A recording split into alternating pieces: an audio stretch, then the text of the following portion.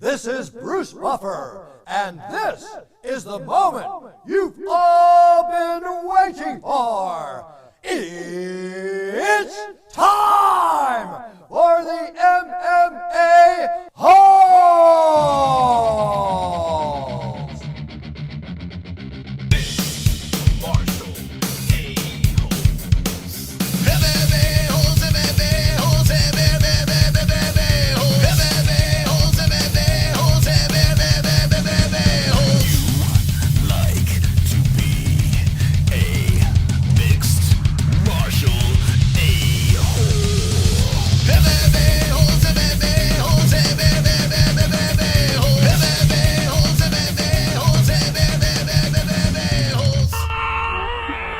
No way. From the Sonosi 1.5 Gig Studios of Arizona, Jordan Leavitt. Exclusive interview post-Paddy Pimblett fight at UFC London. UFC 277 preview. Let's go hanging with the boys and the MMA-Holes.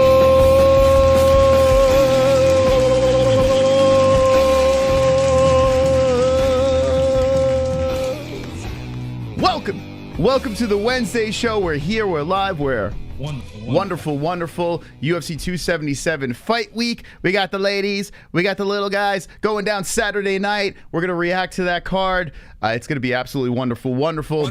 As Amanda Nunes is looking to get that belt back. You got Juliana Pena looking to stay and still a pretty decent underdog. So we'll talk about that in the second half of the show. But tonight, we have a special guest here on the MMA Holes Live. Let me tell you something. UFC London happened Saturday night, and it was meh. But there were two fights on this card that were fireworks, and the best fight of the night, in my opinion, was a fight between Jordan Leavitt and Paddy Pimblett. It was fire from the very beginning into the second round. The crowd was going crazy. And tonight, an exclusive interview with our friend, the Monkey King, 10-2-0 professional fighter, Jordan Leavitt. Let's go!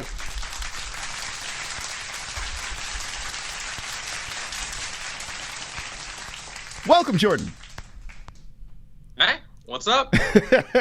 Like I said before the stream, I appreciate you coming on. Listen, I understand it's got to be difficult coming off a loss, but man, oh man, what a crazy experience that must have been. Yeah, it was actually a lot of fun. I think I'm the only American fighter who actually was enjoying the crowd situation. I guess you don't have much of a choice.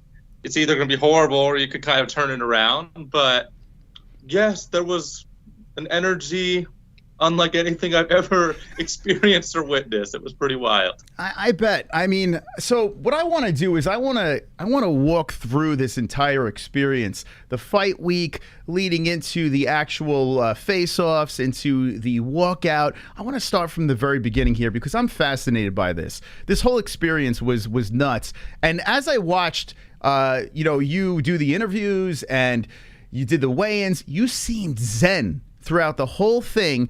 And then Paddy Pimblett was saying that he sensed the fear in you. So I want to get from your side of the story. Did he see through your persona and see fear? No, I think he thought I was playing a character, and it was just me. I think when I said I don't watch any of his interviews, I think he thought I was trying to cover up, like, oh, I was watching interviews and I'm nervous. But I literally have only watched his fights and his post-fight interviews for the UFC. So I knew very, very, very little about him. So I think maybe he thought I was lying, or he thought I was just trying to be weird to get into his head. But no, I wasn't at all thinking about him, and I wasn't scared. And yeah, I mean, if anything, he seemed a little obsessed with me. He kept trying to bring me up and trying to get me to do extra media stuff. And I was like, no, man, like, I don't care about that stuff. I'm busy. So yeah, I mean, I'm not scared of him. I still wasn't scared of him. So yeah, I wasn't getting that feeling like watching you at the, I mean, how did you channel, like, how did you stay zen throughout? Well, I was dismissive of him. first off. So I think it's easy to be zen when you're like, well, I'm not too worried about it. Because every time you talk about me on fight week, it's like, oh, I'm going to knock him out. And I was like, you're not going to knock me out. I don't see that happening, man. So I think the fact that everybody was writing me off and constantly asking me about how scared I was almost made me impossible to make me scared, because I was so annoyed by answering the same questions about being scared, nervous, the crowd. And I was like, dude, I said it like 8 weeks ago. None of that stuff matters. Like, I'm not scared of any fight when I'm out there. I don't have like anything more than just performance anxiety. It's just a fist fight. It's not that big of a deal. So yeah, it was easy to channel my zen because no one was expecting much of me. I know no one cared about me, and I wasn't going to win any hearts or minds over in London. So I didn't have any pressure on myself. So now let's back it up and talk about when you landed over there. What was it like? You get off the plane. Were people like there, hey, Jordan, like taking pictures, the whole deal? Was it like rock stars type treatment, or is it business? You know, you go into, you know, the hotel, you do your interviews. How was it like when you arrived? When I arrived, it was a little jarring because there were a bunch of people loitering outside the hotel trying to get, you know, autographs on gloves and this and that. They have like a filing cabinet of every UFC fighter that could feasibly have been there, and you know, just like autograph salespeople. So that was kind of jarring and a bit tedious. But yeah, just off the plane. And then the London team, they're horrible. They did not care about the American fighters like trying to acclimatize to the time. So as soon as you get off the plane, you have interviews and you have media and you have this. So that was a bit annoying. But more than that, it was the heat wave when we got there. So the heat wave was nothing for us Americans. You know, it reached 100 for like 12 minutes and it shut down the country essentially. And it was like 80, mid 80s the entire week, but that's killing them over there, you know? So no restaurants were delivering. And then the London streets are impossible to navigate because it takes hours to get anywhere. So London was a bit lackluster. So what were you expecting? Were you expecting like this is going to be a little tedious and annoying, or did you expect like horns, you coming out, hey Jordan, you know, we love you, you know, like did you think that people were actually going to greet you with open arms? Oh no, I expected hostility and I got more hostility than I bargained for. Yeah. I was very surprised by the negativity towards me. Wow. But it was so bad that it was funny. Like, I couldn't help but think it was completely ridiculous. Because I was like, yo, he's just 2-0 in the UFC. And, like, you guys don't even know me. Why are you guys so diehard over this, man? Like, it's just a fist fight between two, well, now one relative nobody and one guy who had a lot of hype behind him. So it was hard for me to take all the negativity seriously. Wow. But it was pretty bad. So now, here you are. I mean, this is a big situation that you're in. And yeah, of course, the UFC, they're trying to pluck people. So Paddy Pimblett moves on and he's a rock star and blah, blah. We know what the UFC is trying to do here. But you get off this plane and now you're signing all these gloves and all that stuff like that. Did you like take a step back and say, this is fucking cool at one point? Or was it just so obnoxious coming at you that it was just not as cool? Like you didn't feel the love that you were hoping? It definitely was more obnoxious because I knew it was just because I was fighting Paddy, and you know they were still Paddy fanboys and everything. So it was more obnoxious as opposed to feeling cool. Because it's almost like if I felt like his attention was unwarranted, I definitely felt like my attention was unwarranted. So it's not like I thought this. I mean, I still don't. I didn't think the fight was a big deal. And I didn't think he was that big a deal. So for me, it seemed all kind of annoying because I was like, this all seems so manufactured. Yeah. So it was hard to really feel happy or excited about it. Were they rude to you when they're like, hey, sign this? Or were they saying, hey, big fan, like, or being sarcastic? Or like what were they saying? Mostly sarcastic and just wouldn't acknowledge when I would say, no, thank you. And they would kind of just still follow you around. So that was a bit annoying. Yeah. Like, sign my gloves. I'm like, no, I don't want it. Then they kind of follow you, and loitering's really annoying. Yeah. When you're cutting weight. So eventually there's that, or, you know, just the lies. Like, oh, I need another autograph for my brother. I'm like, dude, you didn't even give me your brother's name. This isn't for your brother. Don't even lie to me. I don't even care if you're going to sell it. Just say I want another one. But, Yeah. Wow. But I'm from Vegas, you know. It's a very big tourist city, a bunch of, you know, ticket scalping, fake autograph, fake celebrity stuff. Like, I've seen it all. So I'm from a real tourist city, so London was kind of, yeah, blah. So now, did you go with your wife? Did you go with your family, or you went solo? Oh, I had to go solo. The UFC doesn't cover your flights. What? Whoa, whoa! Hold on a second. So here you are. You're fighting their rising star, Paddy Pimblett, and they couldn't.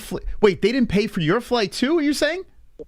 They pay for the 2 cheapest flights, so it could be you and one cornerman, but the other 2 cornermen's up to you. The food's up to you. Travel's up to you. They only give you 1 room for all 4 cornermen and yourself, like all 4 of you, and it's not a suite, so not even a kitchen room, like just 2 beds. They really skimp cost, and you have to pay extra money if you want to fly out later, like fly out earlier, and that wasn't really in the financial cards for me. So no, it was a little janky, and after being aware of all the expenses that you have to pay when you're flying abroad, I will never be doing it again.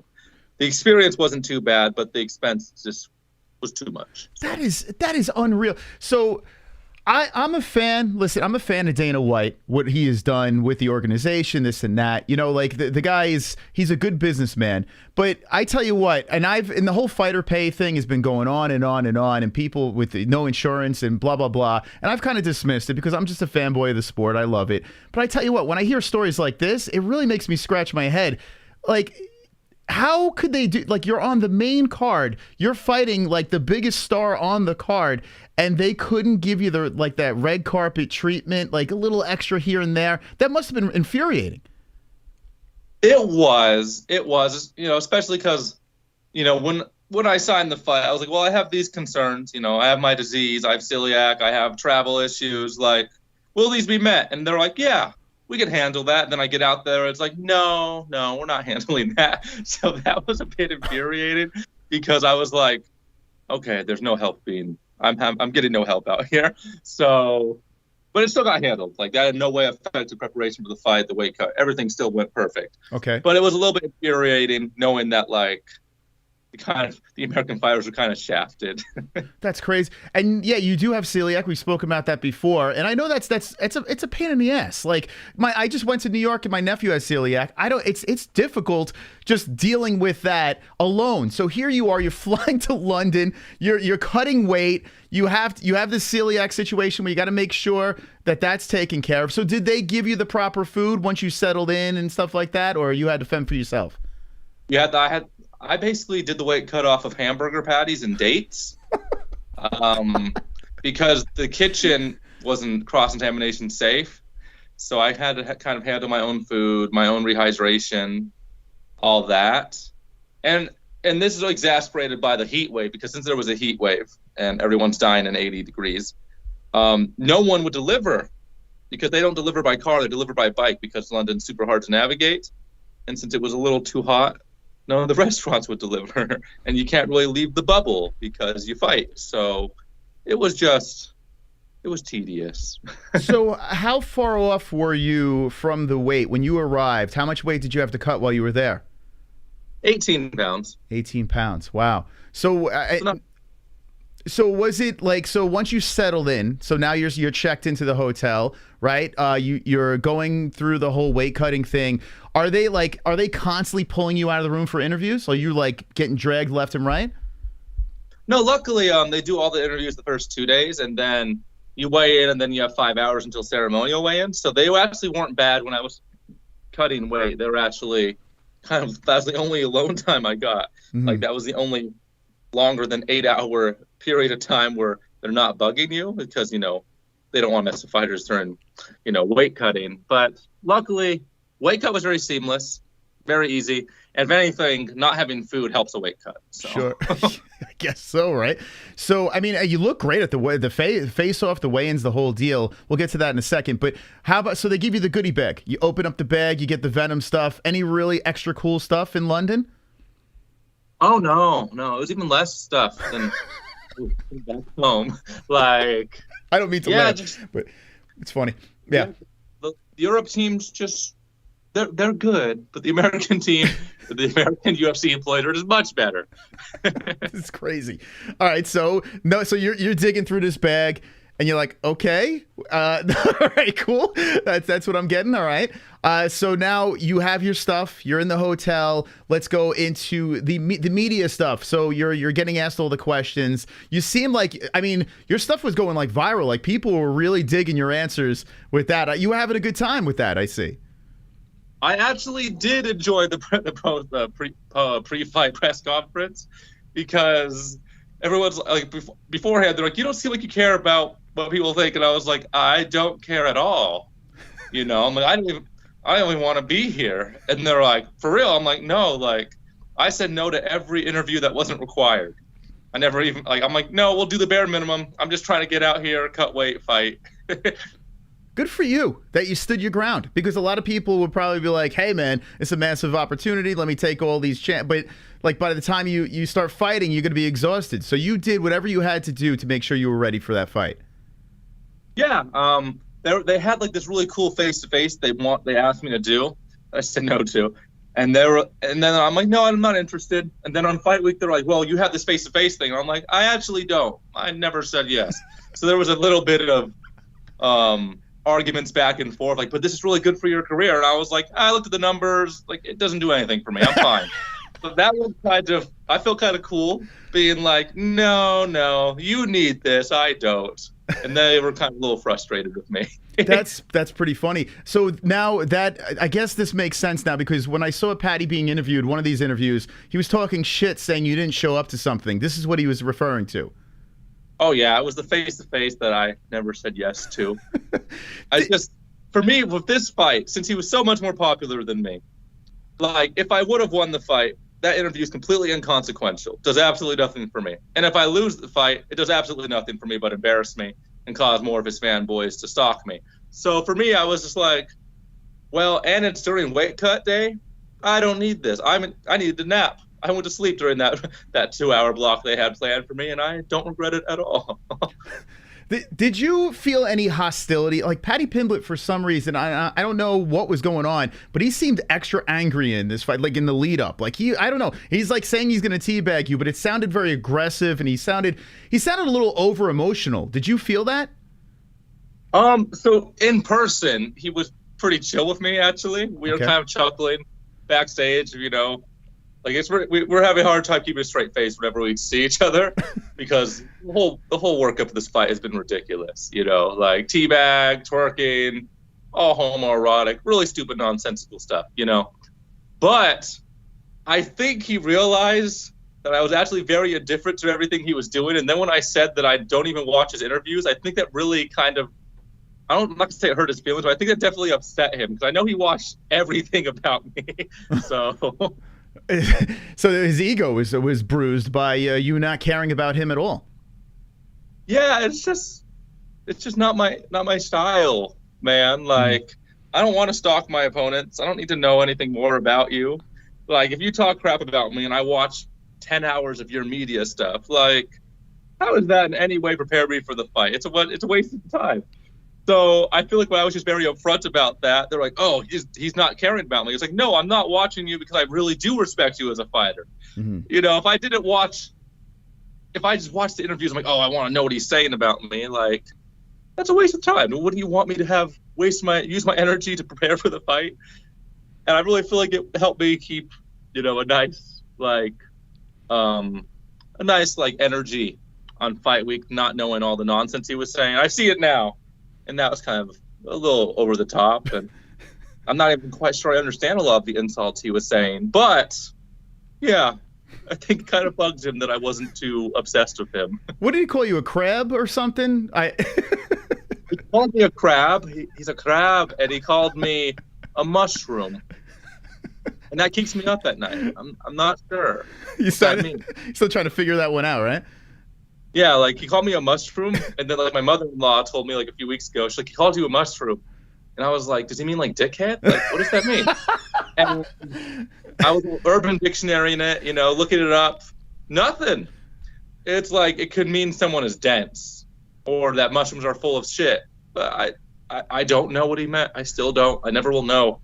and that's gonna irk me to the end of my days. Well, someone in the chat, ABC Cinema, says a mushroom is a dick. So apparently, in somewhere that means a dick. So you were right, well, I guess. I mean, maybe I was to him. I did. Like, I thought I was being very nice to him during this whole situation, but yeah, I mean, maybe I was mean to him. I don't know.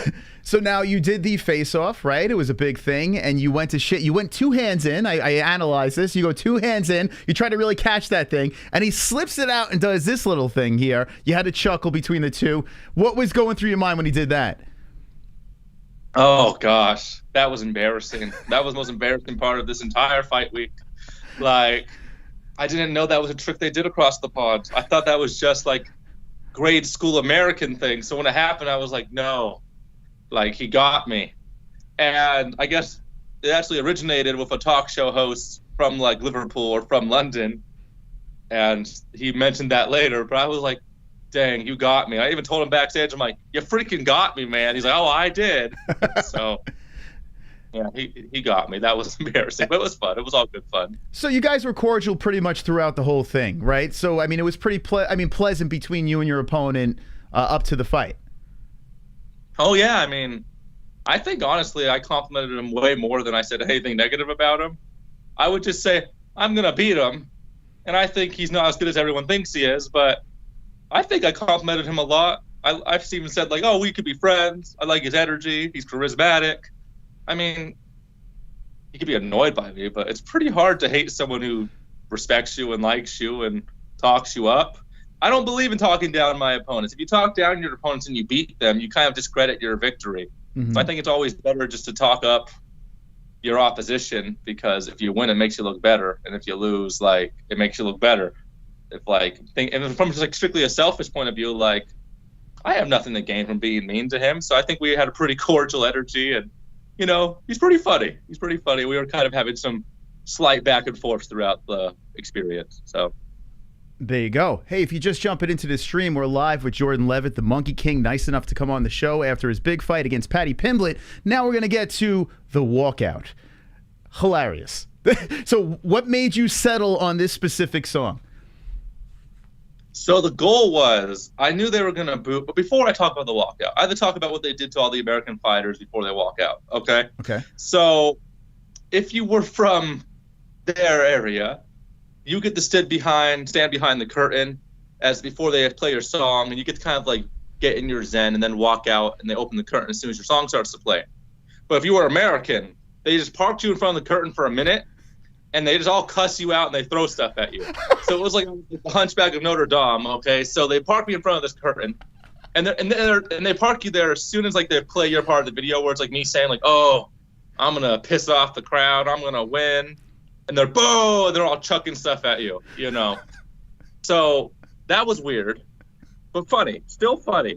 So then I actually started the "Oh Paddy the Baddie" chant when I was walking out. So when they're all cussing me out, I started saying like, "Oh, Pat," and then like kind of confused some of them, but then kind of caught on. So that was kind of cool. So I'll take credit. And then my song plays, like "Ain't No Mountain High Enough," and my thinking was, no one could ignore the chorus of that song. So and I was afraid the boos might bug me. So I'm like, so even if the boos bug me in the beginning, at least I'll have a brief like break from the boos after it gets to the chorus. And that's exactly what happened. They booed the crap out of me, and then it got to the chorus of the song, and they kind of all sung along, and then they remembered they had to hate me when I got to the cage. But yeah, just the chorus was pretty funny, and I've been listening to that song a lot at home. My daughter likes it, so I ended up picking "Ain't No Mountain High Enough" Marvin Gaye version, and the walkout was so much fun. I got to be the bad guy for the first and only time of my life. So I tell you what, man, like, well, I noticed your Instagram spiked up nicely from this experience, so it's not all negatives. Well, you made a face. Wait, what happened? What? Well, yeah, I gained, I think at the end of it, 13,000. So a little bit, like about a little bit over 30, like a third of my followers now are from the Paddy fight. Mm-hmm. It's just, he said like, oh, all his followers came from me. I was like, and then when he said that, I only gained like 3,000 followers. I'm like, what are you saying, man? Like, no, you're wrong. That's what that page was for. Okay, gotcha. So okay. So watching this on TV, The London crowd, I don't know. It seems weird. They seem like a weird bunch. Like they're very passionate about their guys and gals, but they don't seem like the Irish that are just having a party out there. It looks like there's like tension with their cheering. Am I getting this right through the TV? What is it, the feel of that crowd? Oh no, they're mean. They're very mean.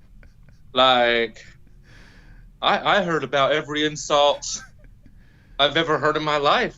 Like, very, very mean stuff. Like, very surprised for a very progressive country.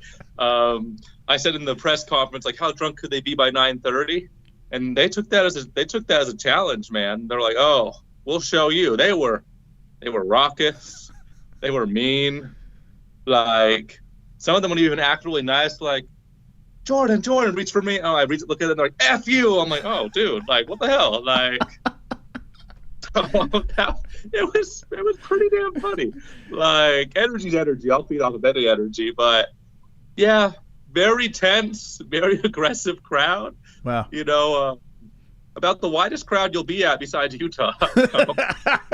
Yeah, a bunch of honkies screaming at you. So as you're walking out, did you watch Game of Thrones where the woman was walking through? Shame. Did it feel like that? It felt just like that, dude. Like, I was like giving like my regal face, you know, just like looking around, you know, blowing kisses and everything. It was an experience. Like, I'm kind of bummed I'll never have something like that again because, I mean, a lot of people are like, a lot of commentators are like, we've never heard boos that bad in our lives. I'm like, well, that's kind of cool because it wasn't even that bad. Like, it was pretty fun actually. So I can't wait to have a crowd that likes me. So now you're getting, you know, the whole pat down. You're getting ready to enter the cage. You take a walk up. You absorb the moment. Like, what's happening as you're walking into that cage and you're looking around and seeing what's going on? Like, what's going through your head? Dude, the O2 is massive. Like, it was all full. So before this, the biggest crowd I ever was in front of was 17,000. So and that was huge. Mm-hmm. So this was 3,000 more than that, and it was like stacked and like stuffed as far as it can go, and they were just loud. Like, my skull was vibrating. Wow. Like, I could hear in my corner, and they were like talking to me, and it was pretty wild. Like, I just felt like the entire room was shaking. Like, if I was deaf, I could have heard them cheering, you know. Wow. So, and then when he walked out, you know, his song starts to play. They're all going nuts, you know, like going absolutely crazy. And yeah, it was pretty cool. So now you're in the cage. You're kind of pacing back and forth. Are you talking to your corner, or are you just watching your opponent walk out? You ignoring your opponent's walk out? Like, what were you doing there? Oh no, I enjoyed his walkout. No. Okay. I had the best seat in the house. I mean, all these people going crazy. It's for this dude. It's for this kid. So I'm all like looking him down, and I kept smiling. It was pretty funny. Like, I was just like, wow, like, this is ridiculous. Completely absurd situation to find myself in. I was like, how did I get here? You know, like a year ago I was doing nothing with my life, you know, and now I'm like in front of the most hostile, raucous crowd ever, and I'm fighting the guy that's the cause of all of it. So that was pretty cool. I watched his walkout, his little dance scene, and then you see his entire demeanor change once he gets into the cage. Like, he's super playful, and then he goes to that weird little, like, the stare that, like, you know when like a toddler stares at you, like you wake up in the middle of the night and your baby's staring you down? Yeah. Like, that's kind of the stare he does. Like, when he gets into the cage, it's pretty unsettling. Yeah. I was like smiling. Like, he was like looking at me. I was like smiling, swaying awkwardly. I'm like, okay, man, like, they're all here for you. Like, you're not gonna make me any more uncomfortable than I am now. So. It seems like a situation where it's the beginning of a movie where it's like, you may wonder how I got here. Like it's just this crazy scene with this character walking out. You're in the cage watching this all unfold after you got booed. I mean, this legit sounds like at the beginning of a movie, and then we fast forward into how this all happens. Did it feel like that? Did it feel like you were in some sort of cinematic situation? Yeah, it was a larger than life moment for sure, and maybe it was crazier for me because I've never even fought in front of like a crowd in the UFC yet. So it was my first UFC crowd experience, my first crowd bigger than like 300 people in like 8-9 years. So yeah, it was a larger than life moment, and it made no sense to me. Like, I'm not like a sports fan in that respect. Like, I don't go crazy at fights. Even my friends fight, I don't go crazy. So just being there and feeling that energy, and it's just, yeah, there's no words for it. And I'm not quite sure that I can relate to anyone else there. So it must have been nuts. So you're looking around, this guy's prancing around through the crowd, and then you see all these wigs. You see these nut jobs. I mean, you got celebrities in there. You got the Barstool Sports guy front row. I don't know how that happened, but he's all up in the business with his crazy floppy hair. Like, what did you think about the wigs? Oh, yeah, the wigs were funny. I didn't know that, since I don't follow him. I didn't know the wigs were a thing.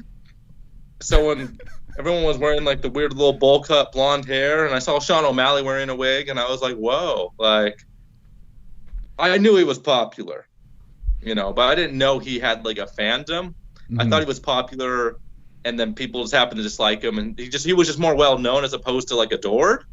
So seeing that he actually had like real fans, not just people who are just along for the hype train, was kind of surprising and very impressive amount of star power. Yeah, it's got to be wild. Like, was there a little bit of jealousy? Like, it's like, fuck, how do I become like this? Like, it's like above and beyond like superstardom. Like, that's just crazy how he has that it factor. Do you like say, what the fuck? How do I do this? Well, I'm an American guy from Las Vegas. That's impossible for me. You know, just, it's different across the world. Yeah. Like, if you're a UFC fighter from a neighborhood or a city in Europe, like, you're a hero. Mm-hmm. You know, you're somebody. But like Las Vegas, it seems like half the American champs are from Las Vegas. There's no superstars where I'm from. So I mean, I'm not really jealous, because like him having more doesn't mean I have less. If anything, it's cooler because, you know, there's only a handful of fighters at one time that ever have that amount of star power. Yeah. And it was kind of cool to be able to witness it from like literally the most intimate seat in the entire arena. So yeah, Dana said the same thing. He says, like, guys like Conor McGregor, they have a whole country behind them. So it's like a whole different ballgame. They come over to Las Vegas, and it's like their country goes with them. And if you're from the U.S., you don't have that luxury. Like, it's beautiful to live in this country, but the negative is you're not going to control that whole country's popularity. It's really a weird thing, right? Yeah, you know, the nationalism and the patriotism is just very different. Yeah. You know, in America, like, America, it's like, we're all different, we don't care about each other, and that's what makes us special, you know. And other places, it's like united experience, similar beliefs, values, but America, it's just so big. So big. I mean, England's this, you know, the UK's the size of Alabama, man. Like, that's very small. Mm-hmm. And so the fact that, you know, one of their guys in this little small blip of the world is that popular, how could you not follow him, you know? He's from Liverpool. Liverpool's a dump, you know? Like, and so is the O2 Arena is also a dump. But yeah, it's just, I don't think American fighters get that. They never can. Yeah, it's interesting. Now, okay, here we go. Now we're going to get into it here. You guys start walking closer to each other. You know, everything's going down. You got fucking Bruce Buffer screaming. By the way, he's coming on next week. I can't wait to get his point of view on this situation. Yeah, we're big time, Jordan. I mean, it's crazy. So when Bruce is announcing your name, I'm always fascinated by when he's roaring and screaming and the crowd's going, like, that's it. That's the moment. Is that when everything sets in? When Bruce says your name, are you like, oh shit, it's go time? Like, when is it go time? Oh, it's go time as soon as I get into the cage. Once Bruce Buffer, you know, says your name, it's almost like, oh, now we're in a UFC fight. You know, like, every fight I have, even before the UFC, like, feels the same when I walk into the cage, you know? Like, did I do enough? Am I ready for this? All the insecurities, anxieties. Then you walk in the cage, like, doesn't matter, you know, fight mode. But then when Bruce Buffer is roaring, it definitely is like, oh, crap. you know, like, big deal. It's Bruce Buffer. So that was kind of cool, you know, him roaring, even though I couldn't hear him because of the boos. It was still pretty special. So now you get ready. It's about to go down. You start this fight off dominating. You look great. You like you went out there, you executed the game plan. I mean, I'm assuming the game plan is to keep this guy against the fence, take him down, fuck him up, right? What was the plan? Yeah, the plan was basically to wait until the halfway point of the fight and then finally put the gas on, because he was most dangerous in the first round. And I was actually surprised by he wasn't very physically strong. And he was swinging crazy. Like, he was swinging crazy hard. He didn't hit me with a single punch in the feet, so happy about that. But, yeah, I mean, it was almost like the first round was going super seamlessly, that I wasn't too worried about it until the last guillotine in the first round, where I kind of slipped into a guillotine, but then escaped it. He landed like 4 strikes when I was with my back taken. But yeah, I mean, plan was going well. I wasn't nervous at all. He didn't hit me at all. Avoided damage. We even planned on giving the guillotine so that way he would gas out his arms. Like, really just trying to go out there and just make him waste energy, and it worked. And the second round started off the same way. Like, I started landing a few punches, clinching him. It was almost like I was doing so well with the game plan that I relaxed. And then he caught me with a knee, you know, and the knee caused me to shoot to my knees, and then he got behind me, my arm got trapped, and that's a wrap. But up until then, I had no anxiety. It was going according to plan. Yeah, I want to talk about the strength thing, because I was curious, because he does seem like he has strength, but you weren't having a problem with that in the beginning. Well, the first like 75% of that first round there. And then you said that you were giving him the guillotine. Now, this is fascinating to me, because I noticed that he kept on going for that. And we were mentioning it when we were reacting, like, you keep going for that guillotine, you're going to tire your arm out. And he was going for that. So you said your corner was saying, it's okay, man. Let him go for that thing. Yeah, because if they're grabbing you with the guillotine with the right arm, if you grab their left leg, they can't finish it. So when I slammed him, it's because I gave him my neck to make it easier for me to lift him. And then his corner even said, stop going for it, after he went for it like the second time. They're like, stop going for it. You don't have it. But yeah, that's one strategy I've always done, because the most tiring part of the sport is to wrestle. Mm-hmm. And the easiest way to not have to wrestle is for them to choose to fall to their butt. So he got savvy to it at the end of the round, not to like jump guard for it, because yeah, I'm very hard to guillotine. Even when I fight with Trey Ogden, like, I give guillotines away constantly to gas people out. So interesting. Yeah, game plan was going perfect. Avoided all damage on the feet, controlled him. He was more tired than me, and then things went wrong. Did you see the scorecards after the first round? I mean, when the fight was over, did you know how they scored it? I didn't know who won, but I know now that every judge gave it to him, so that's a bit annoying. But yeah, I mean, it's very hard to look effective when, even if your opponent misses every punch, the crowd's cheering all crazy. Mm-hmm. So yeah, lost the first round technically, but I mean, if you're in control for 4 minutes and 10 seconds and you absorb 3 block strikes in the ground, I mean, I'm happy with it the first round. I thought you won the first. I mean, maybe I'm biased, but I did. In real time, I thought you won that first round. I understand the ending didn't really kind of go your way, but if you win like 80% of the round, how the fuck do you lose the round? It doesn't make any sense. And I guess, yeah, the crowd is roaring, so these are human beings that are scoring this thing, and maybe they got swayed because of that, the momentum. Maybe that's what it was. So when you went to your corner after that round, what was the advice that they were giving you? Oh, just, okay, now you can stop giving him the guillotines. They're like, he's jumping on. My corner was a little bit more worried about the guillotines than I was. So they're saying, like, don't give him guillotines anymore. You know, don't be afraid to go orthodox. You know, punch into the clinch. So then, yeah, but basically, my corner was like, you won that round. And I was like, I don't know, man. Because I was saying backstage, I'm like, I don't think I'll win a decision unless I have to kill him. Like, I was like, I'm going to have to finish him eventually. So I was not confident that I won the first round, which is why I think I rushed the back escape in the second round, which ended up with me getting caught. Because I was like, no, I can't give away any rounds whatsoever, because You know, I thought I'd have to dominate rounds to win them. But yeah, my corner was very happy with the first round. I was happy with the first round, and you know, I felt some wilting, and I got kneed in the face. So was he talking to you throughout the fight? Was he barking at you about anything? Oh no, he didn't say a word. It's funny, I couldn't hear my corner during the fight. I couldn't hear anything, but I could hear Molly McCann no matter where I was in the cage. I could hear Molly. So, like, she's the reason I know I was kneed. I heard her get that knee back, and then I got kneed, and I was like, oh crap! Like, I'm gonna have to bring Molly out to my next fight. I can hear her no matter where I'm at. Like, she was. Every side of the cage, it seemed like I could hear her. I'm like, she's either so loud or she's like doing laps around the cage during it.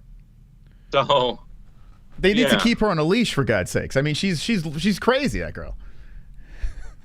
Oh, dude. So Molly was drinking from after her fight, and then as we were leaving to go to the airport, she stumbles into the lobby. Okay, it's like 9 a.m. and she's still, you know, drinking, you know, and we're like, Molly.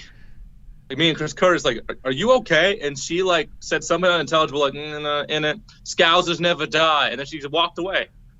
So I hope she's okay. I did see the video that Chris put up. So you were with him during that, and she was just drinking away. Yeah, I mean, she's amazing. Like, metabolism on that girl is something to behold. Like, I was impressed. You know, I've been drinking 6-7 years, and I was like, wow, like, impressive specimen. Yeah, Molly McCann, she's the GOAT of like celebrations, that's for sure. I've never seen anything like it. she did make mention when the knee did hit. She said it was so loud. It was such a like vicious knee that happened. Like the crowd, like they couldn't believe how that thing hit. So you're saying you were out when that knee hit, or like you had a lapse in memory? It made me panic shoot. So I actually thought he elbowed me somehow at first, and then I remember Molly saying a knee, but like I didn't know he'd be able to knee me from that position. Like he was like in a full lunge and then kneed me. But yeah, it hurt, which is weird because I don't have a bruise anywhere, but I know where it hit. But yeah, I thought he elbowed me, so I panic shot to kind of like I didn't want him to hit me with something hard and then get off the cage and then flurry. So then he kneed me, and I held on to his leg, and then he did something. He trickily grabbed my hand with his leg over it, and then I was like, oh my back's taken. I was like, oh, it's bad. So the knee freaking was stiff. It was stiff, but didn't knock me out, and I still was clear. But it definitely made me panic shoot, which led to the ending sequence. Yeah, when I saw that arm was trapped, I mean, so now you're in this situation. You have one hand to fight what's going on there. So what is going through? You're like, oh fuck, this is a problem. I'm gonna have to tap, or like what were you thinking there? I knew if I didn't escape in the next like 30 seconds, I would have lost the fight by decision or by finish. Mm-hmm. So at that point, I was kind of just like, okay, I need to escape, high risk, you know. Mm-hmm. And as I went to escape and I went to free my arm, the glove got caught, and then in that position, it's almost better for your arm to be deep caught than it is for it to be shallow, because it's much easier to move and shrug when your elbow isn't locked up. But once your arm is straight and your wrist is pinned to your body, you can't really free it with the gloves on and the wraps and all that. So me almost escaping actually made it worse.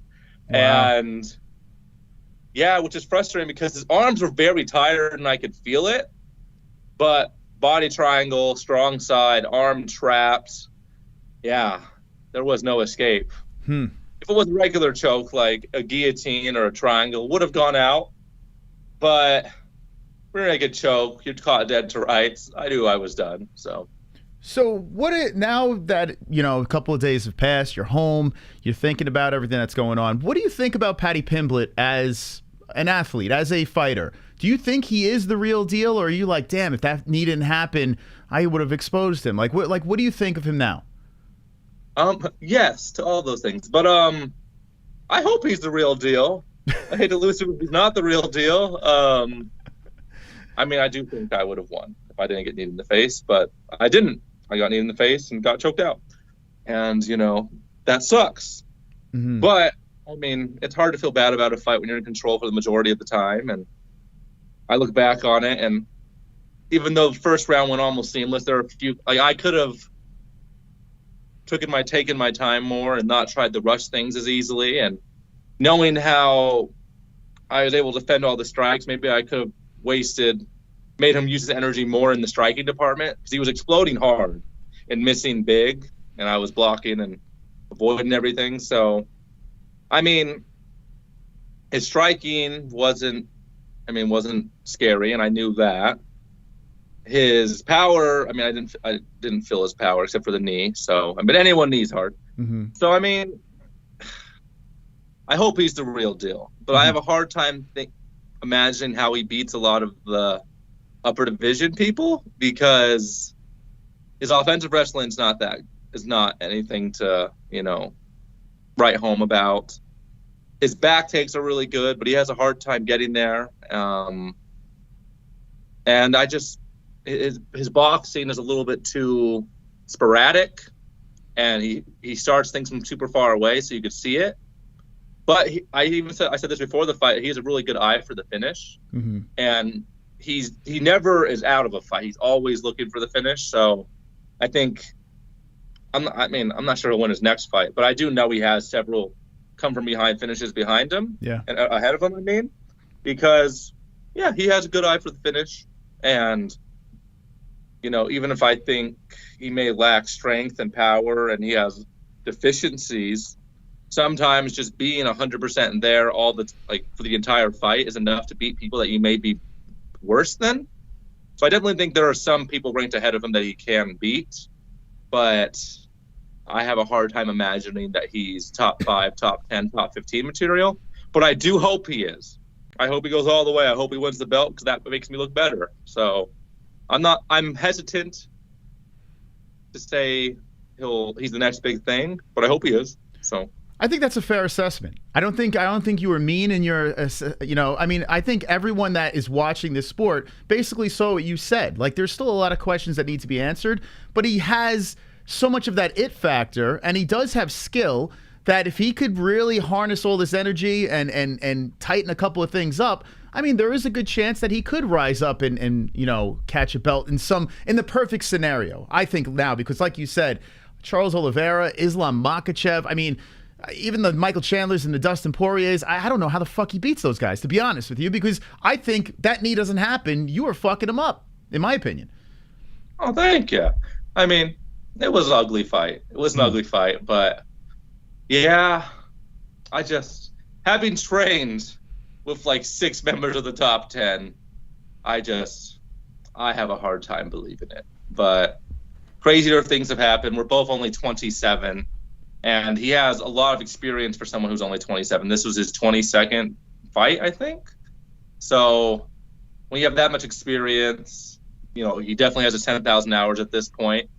Like, anything could happen. But right now, with the current makeup, I don't think it will happen.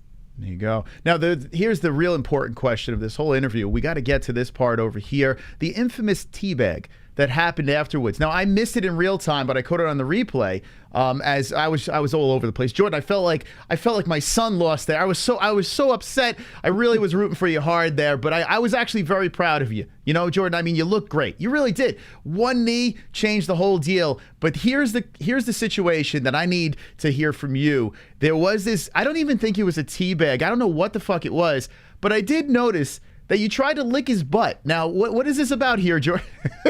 If you look at a lot of my pictures of my fights, I'm always biting my tongue. And whenever I breathe hard, I laugh. I'm like a dog. So I was in the middle of a laugh, and I was breathing hard, and then I realized what he was doing. So I look at him, my tongue's out, and then I'm like, oh crap, I gotta get up fast. And it wasn't really a teabag. I mean, to be fair, I'm not the expert, but in my experience of teabagging, it's not, Well, how much experience do you have with teabagging, Jordan? I'm a married man. Sometimes things need a little spice. But, pretty far away. That was a pretty PG teabag, to be fair. So I'm appreciative. I didn't want the teabag, Yeah. I didn't want that. But it wasn't quite a teabag. That was more of like a a drop it down low kind of thing. So yeah.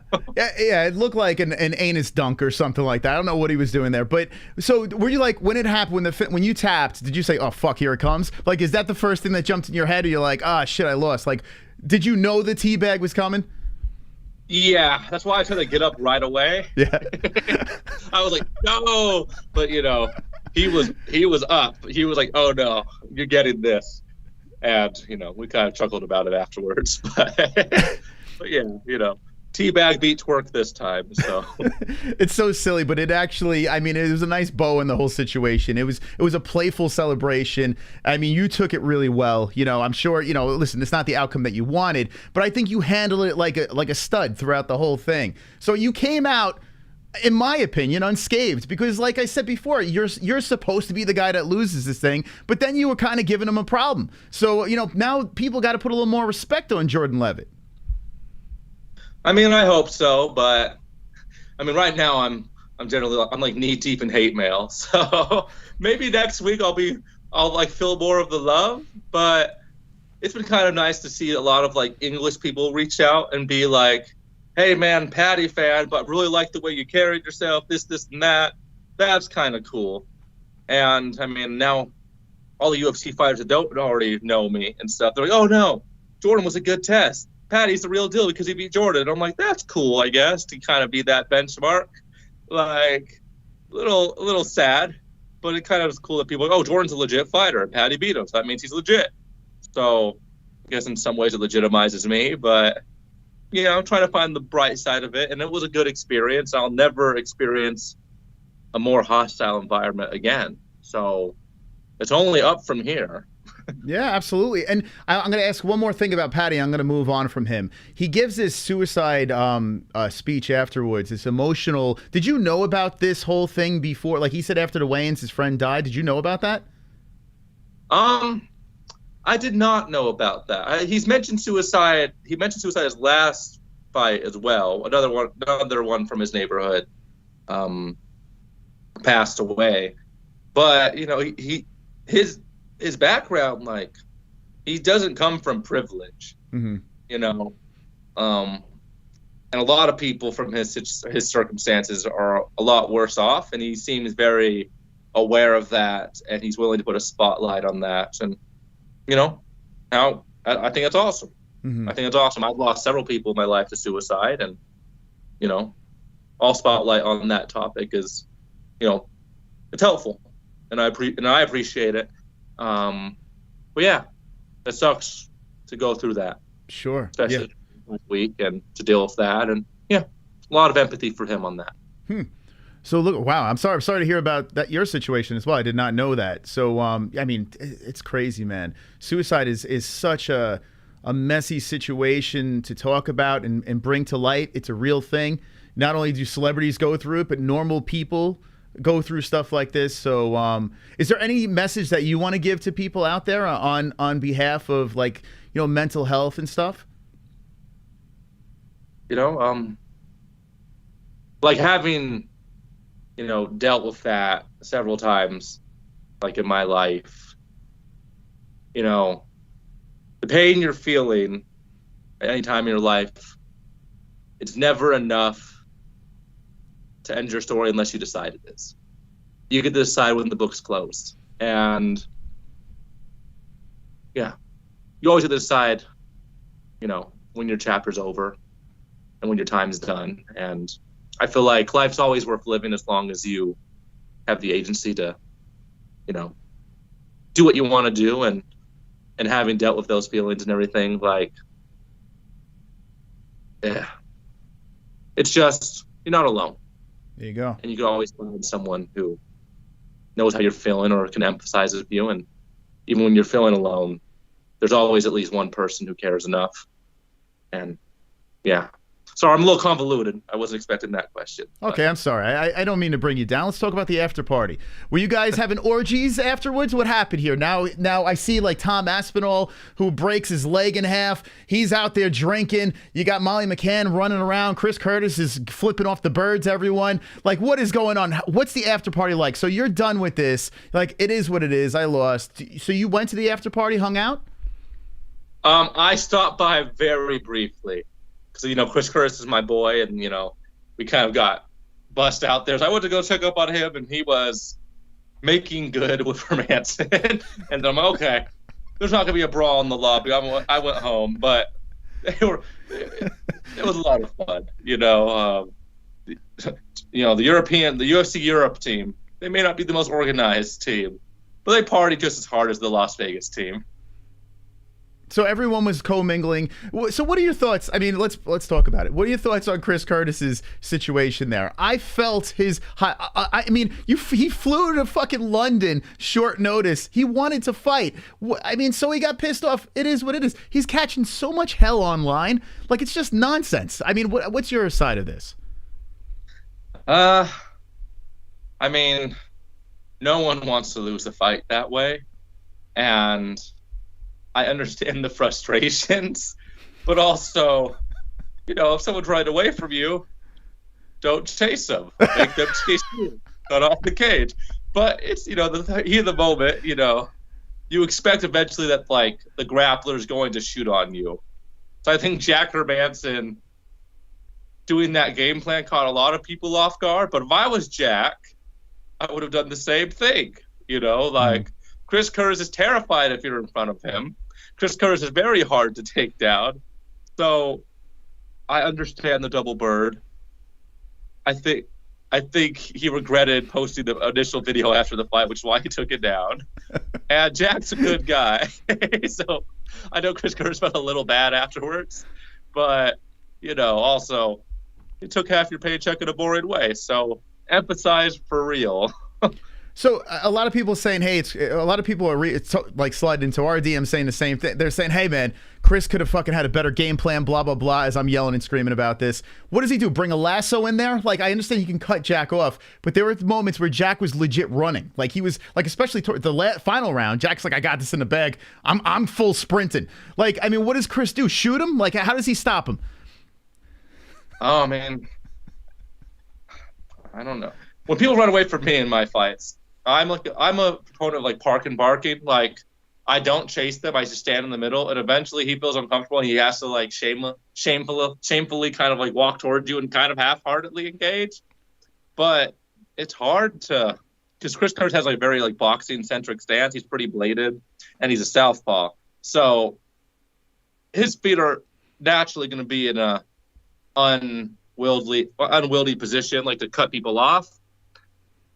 And I mean, when someone's just running from you the third round, there's not much you can do and be defensively sound. So Chris Curtis could have risked it and ran for a flurry, but then get taken down. So it's just kind of a catch-22 for him. And I'm a grappler, so I don't have that problem. Mm-hmm.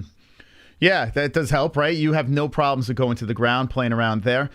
So after your fight, did you, like, make it a point to watch the follow-up fights, or did you, like, say, okay, I gotta sort things out in my head? Did you do interviews? Like, what happened immediately after your fight? Well, luckily, when you lose a UFC fight, no one wants to talk to you. So I could just kind of go and, you give away your one article of clothing you have to sign for the UFC charity thing, and I gave them the gloves because no one wants loser gloves hung up at their house. And I watched Chris Curtis' fight and then turned it off.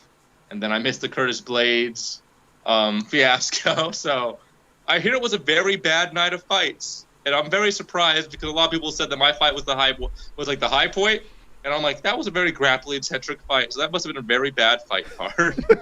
It wasn't good. Let me tell you, the prelims, I don't know if you caught any of those fights, but it got to the point where I was like, what is going on here? Like, it just felt like, I don't know, until Molly fought, and then all of a sudden, everything started going. Following Molly, I mean, was that a little bit more, tough to do because the crowd was already, she was like the warm-up and everyone was going nuts. Do you think that made it a little even more difficult following Molly? I do. Molly, she's like the, the Scouser appetizer man. Like, all her fights are very fun, especially in the past year and a half. She's kind of avoided getting grappled by everybody, and she's had exciting fights every outing. So Molly was a great warm-up for the crowd, and then we all got to watch Gustafsson get killed, and that broke everyone's heart. But then Paddy and me will come up again. So, so now, okay. So when did you fly home? Oh, I was back on a plane 8 hours after my fight. Oh, so they're like, get out of here. We're done with you. Yeah. They got rid of me. It's like, if you lose, we don't give a crap. If you win, we're not going to want you here anyway. Holy! So now you get back home. Were you flooded with knuckleheads like me sliding into the DM saying, "Hey, Jordan, I want you on the show"? No, just you, man. Just you. Wait a second. Wait. So Ariel and I keep an eye on this. Monday and Wednesday, no Jordan Leavitt. I'm like, wait, what the fuck? Ariel didn't reach out? Oh no one cares about a loser. And that's kind of cool. Like, a lot of the time, like after my slam knockout, I had so many interviews that I like didn't get to enjoy the week after my fight because I was too busy talking about it, you know?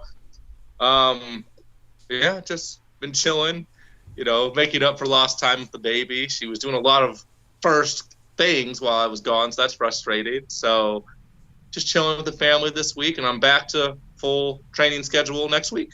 I got to be honest with you. I know I'm biased, but I'd rather interview you than Paddy because I think you have the more interesting story. Like, you had to go into hostile territory. This is in Paddy's backyard, so it's like, whatever. You know, he's the star, blah, blah, blah. I get it. We get clicks.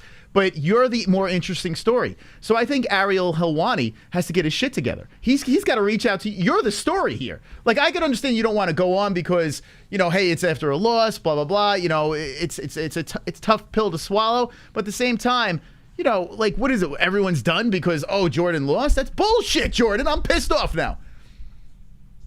Yeah, I mean, it happens. This sport's crazy. The UFC is crazy. I have a very weird job, and I knew, like, you know, because I'm pretty savvy to a lot of the business and stuff behind it and management.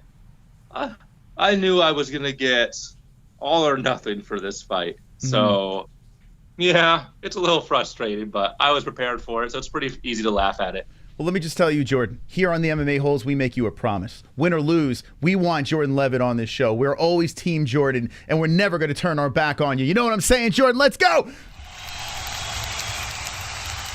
You hear the crowd?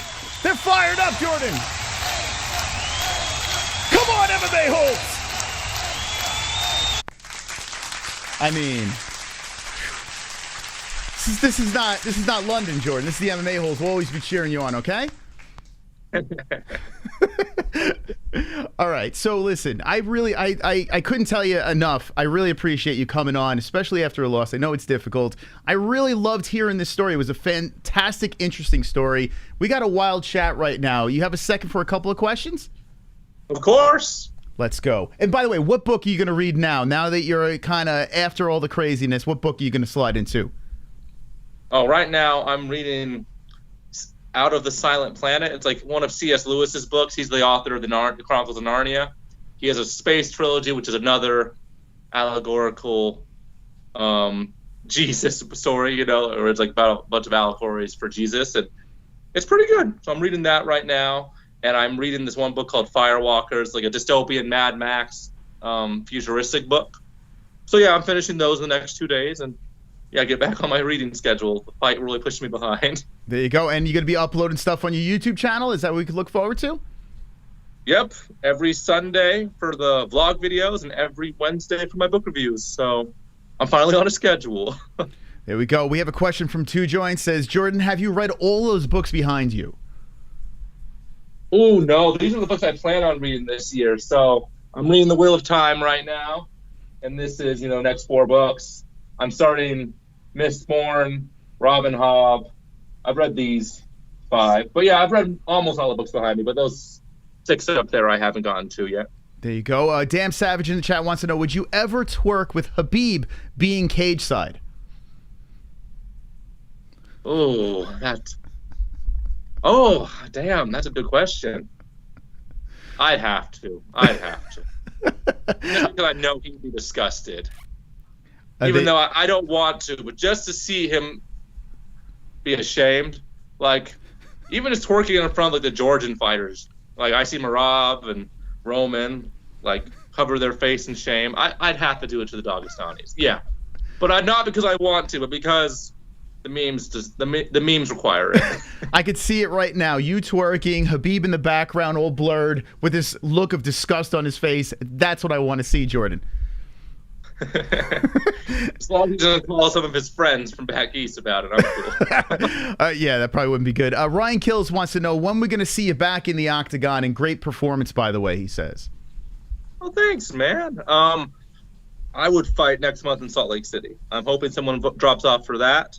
If not, October, November, or right before Christmas, but definitely before the year is out. They have to contact me at least every 4 months for a fight, and I need to finish this year off of a win. I need to buy a house. So with these interest rates, I got to fight next 5 months for sure. Thank you, Conrad, for the subscribe. We see Sean Hart asking, who is your dream opponent? Ooh, my dream opponent. For the experience, I think Justin Gaethje's my dream opponent.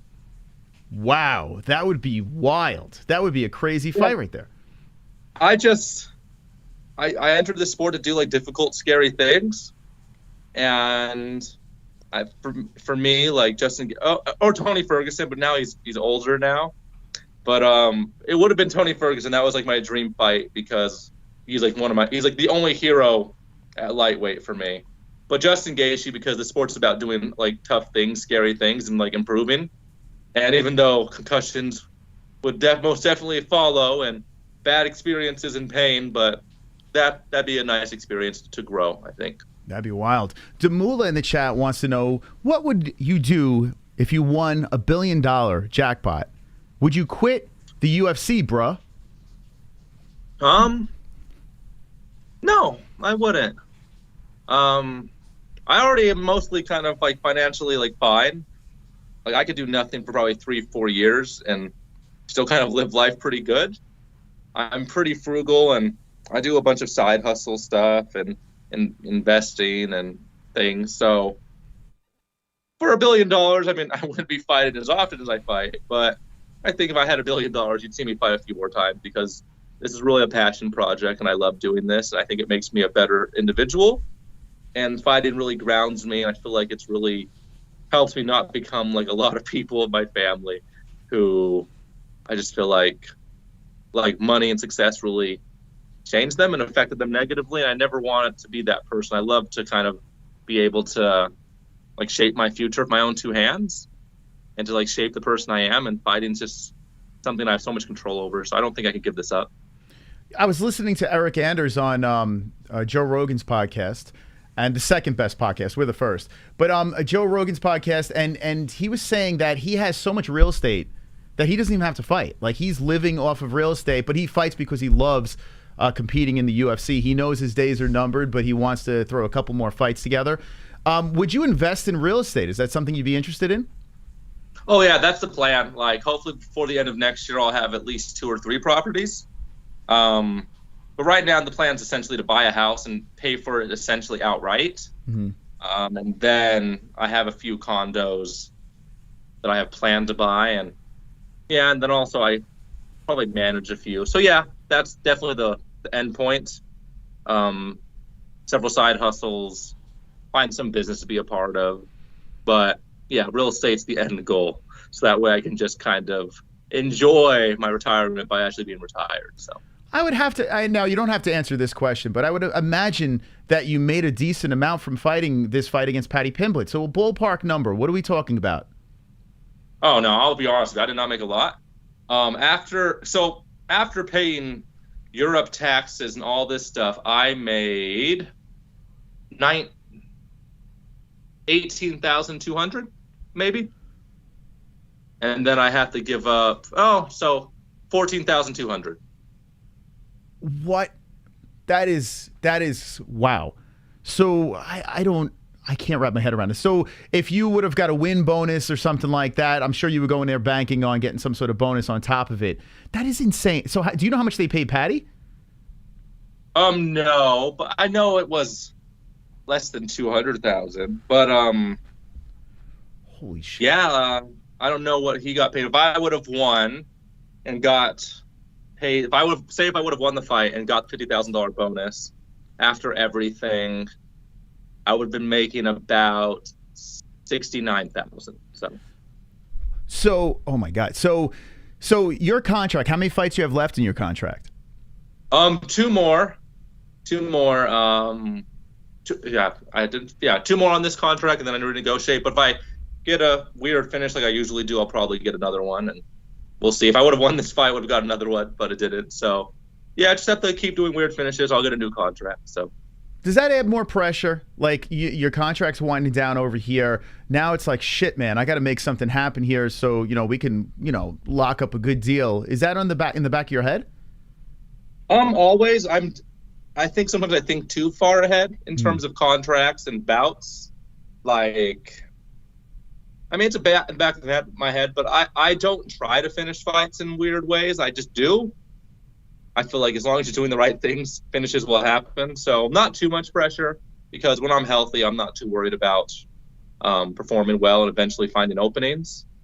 But I do hope I have an opponent next that I feel confident I can finish, and that'd be nice, because I get a nice little highlight again, inverted triangle, slam, anything like that, I'll be making good money. So that'd be nice. So when you get into you got the whole Contender Series, you get into the UFC, you're just happy to sign a contract, right? Is that how it goes?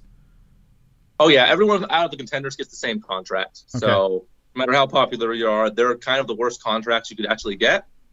So yeah, you're just kind of happy to get what you get. And so you're almost better. Yeah. You're almost better coming off the regional scene. They want you to step in and sign some sort of deal that way, right? Than actually coming off the Contender Series. 100%, 100%. None of the people I've met in my friend group have ever gotten paid as little as a Contender Series contracts. Mm-hmm. So, yeah. I listened to a guy like Sean Omalley, who he's having that problem as well. And I mean, he's making decent money now, but he's making the best of it outside of the UFC as well. But even in this fight with Petr Yan, he's not making a fortune. And, I guess it came with the territory, right? With this whole Contender Series thing.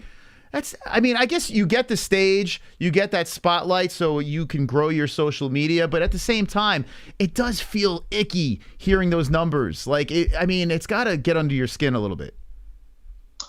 I mean, a little bit. But, fighter pays something I can do nothing about. Mm-hmm. And when I win, I'm not complaining. When I lose, I feel the squeeze. When I lose, I'm definitely feeling the squeeze. But luckily, I win more often than not. So I try not to worry about it. And I essentially had to lose 3 fights in a row to lose my contract. So that doesn't happen. That's very unlikely. So I'm trying not to worry too much about it. But we're got to win. You win fights, get finishes, you get better contracts, you get more money. So I guess got to focus on what I can control. The kid stuff, like to try to get that young crowd to, harness that audience. You're like, fuck it, I'm just going to do my thing. I mean, I consider it very often. But I'm trying to stay me. I want to be me this entire whole UFC career.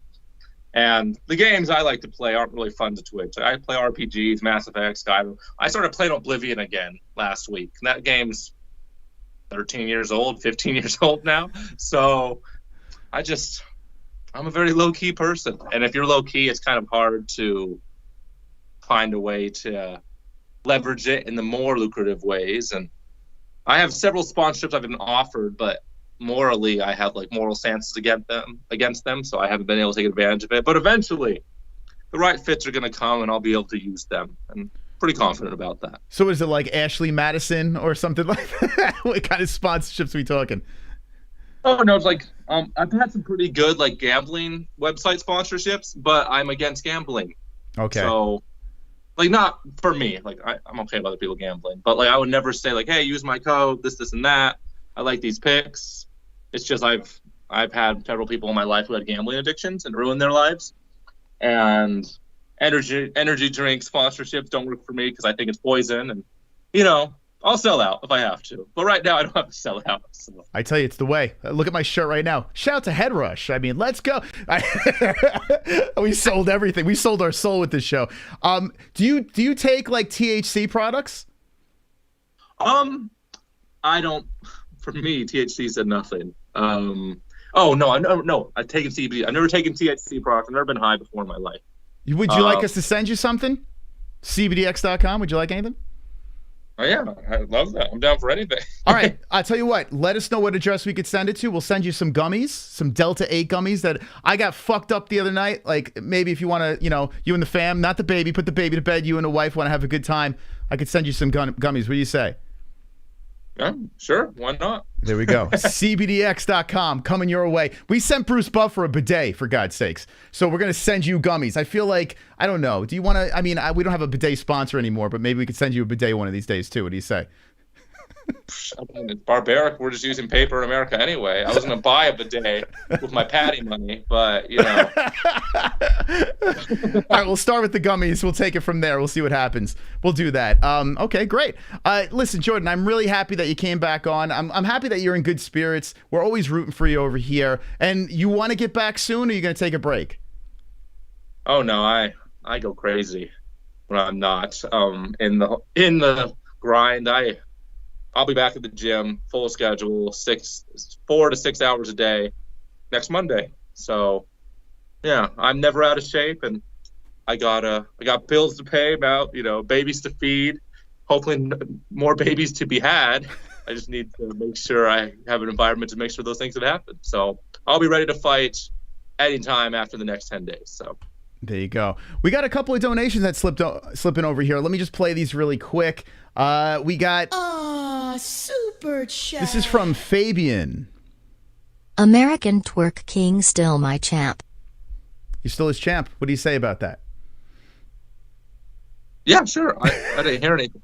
Oh, you didn't hear? I didn't hear anything. So. Oh, nothing came through. Oh, what the fuck? All right. Anyway, he said, "American Twerk King, you're still my champ." Actually, all right. I'm gonna read off these messages from people, because I don't know why it didn't come through to you. One said, let's see. American Twerk King.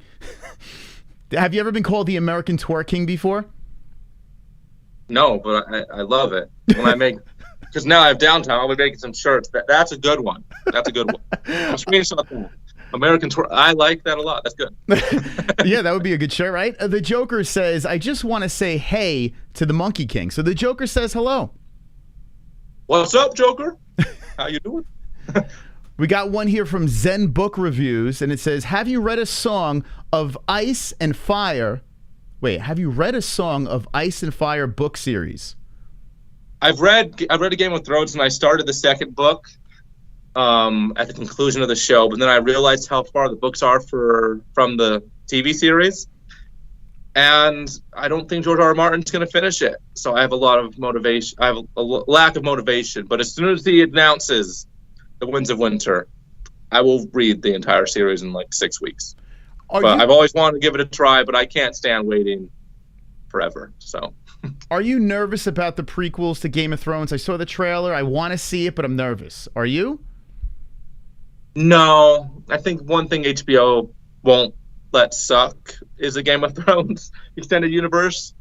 I really hope they don't mess up the prequel. I hope they don't mess up the Jon Snow spinoff, but also I kind of hope they do fail, because then maybe George R.R. Martin will focus on the books. So I don't know. I'm excited, but I really just want everything to be finished. Have you caught up on Stranger Things? Oh yeah. Thoughts? Oh yeah. Without spoiling anything, because people haven't seen it. I'm caught up as well. What did you think? Oh, I mean, I don't want to wait several years for the next part of it, and I feel like they're wasting too much time in between the seasons. But last season, I mean, they kind of follow the same formula for every season, so that's a little annoying. But season was really good, and the song, we don't know the song, like, still stuck in my head. Great ending. Yeah, I loved that. It was a good show. Good season. It felt more epic with the special effects and the way that thing wound down. It was pretty wild, that show, right? Yeah, I mean, Will's hair, though. They got to finish that show before this kid's my age. Like, he's looking funny. Like, these kids are growing up too fast for this show. So next season, last season will be perfect. Do you think, this is a hot topic, and let me ask you, do you think Will is in love with Mike? Yeah. I'm pretty sure Will's gay. I think they're alluding to it. The only thing that part of this show that's not 80s is the fact that all these kids are coming out, and that, like, if Will comes out, then it's like 2 out of the 8 children characters are gay, and that's just statistically improbable. So that's a little. I mean, I wonder how they're gonna put the drama out of that, because if it happens in the real 80s way, it ain't gonna be good. It ain't gonna be PC. So we'll see what happens. Yeah, I was thinking the exact same thing. Okay, hot conversation going on right now. Did you interact with Paddy at all after the fight? Says Erica. No. You know, we talked briefly in the cage. He's like, dude, you're, you know, hell of a fighter. He's like, almost had you with the guillotine. I'm like, yeah, you had me at the choke though. So, no, we just kind of, you know, talked a little bit, complimented each other, and talked to the corners, but nothing after I left the cage. There you go.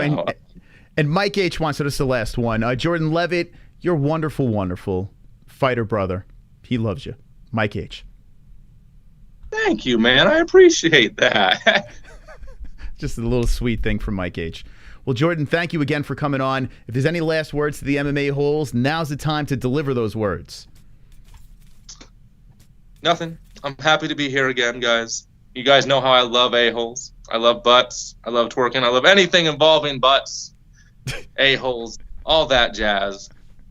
And yeah, I'll see you guys next time. Sorry I lost for you guys, but next time we'll be talking about a victory. So nice to be back.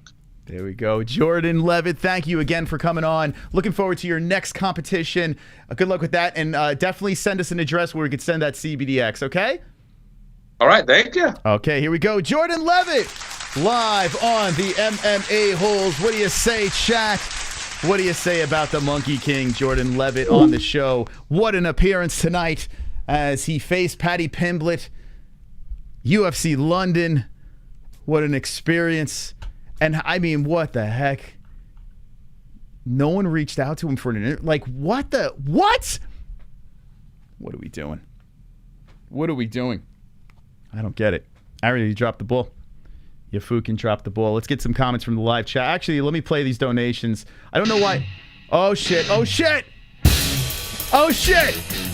Charlie Olives. Oh, shit. I missed this one. 1, 2, 3, 4. Charles Oliveira's got a mouthpiece in his mouth. I'm sorry. Mouthpiece in his Charles Oliveira's got a mouthpiece in his mouth. Look at my mouthpiece. Charles Oliveira's got a mouthpiece in his mouth. Yeah.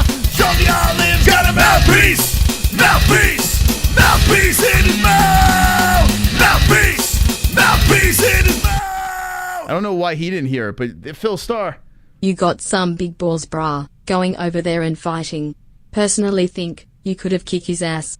Who would you like to fight next? Okay, Phil Starr, I apologize. I don't know why that didn't pop up in our queue, but thank you so much for the donation over there.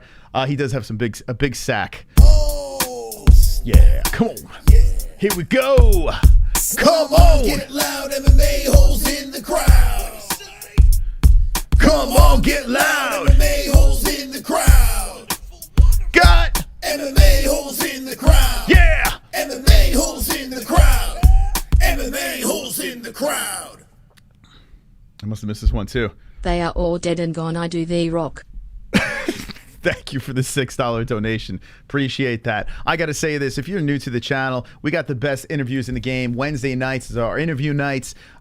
Saturdays are fight reactions. Fridays our circus show. Mondays we talk to the people. We do our recaps on Mondays. We're live constantly on this channel. Tuesday nights we do the Contender Series as well. I mean, we're constantly live on the channel, so make sure you're subscribed and you're staying wonderful, wonderful. I want to know in the chat, what did you think about Jordan's appearance tonight? I thought he was classy. I thought he was very informative. Like, he really painted the picture from beginning to end, what happened, his whole experience in London, left everything out there for you to hear, you to find out, even spoke about the paycheck afterwards. Let me know in the chat what you thought.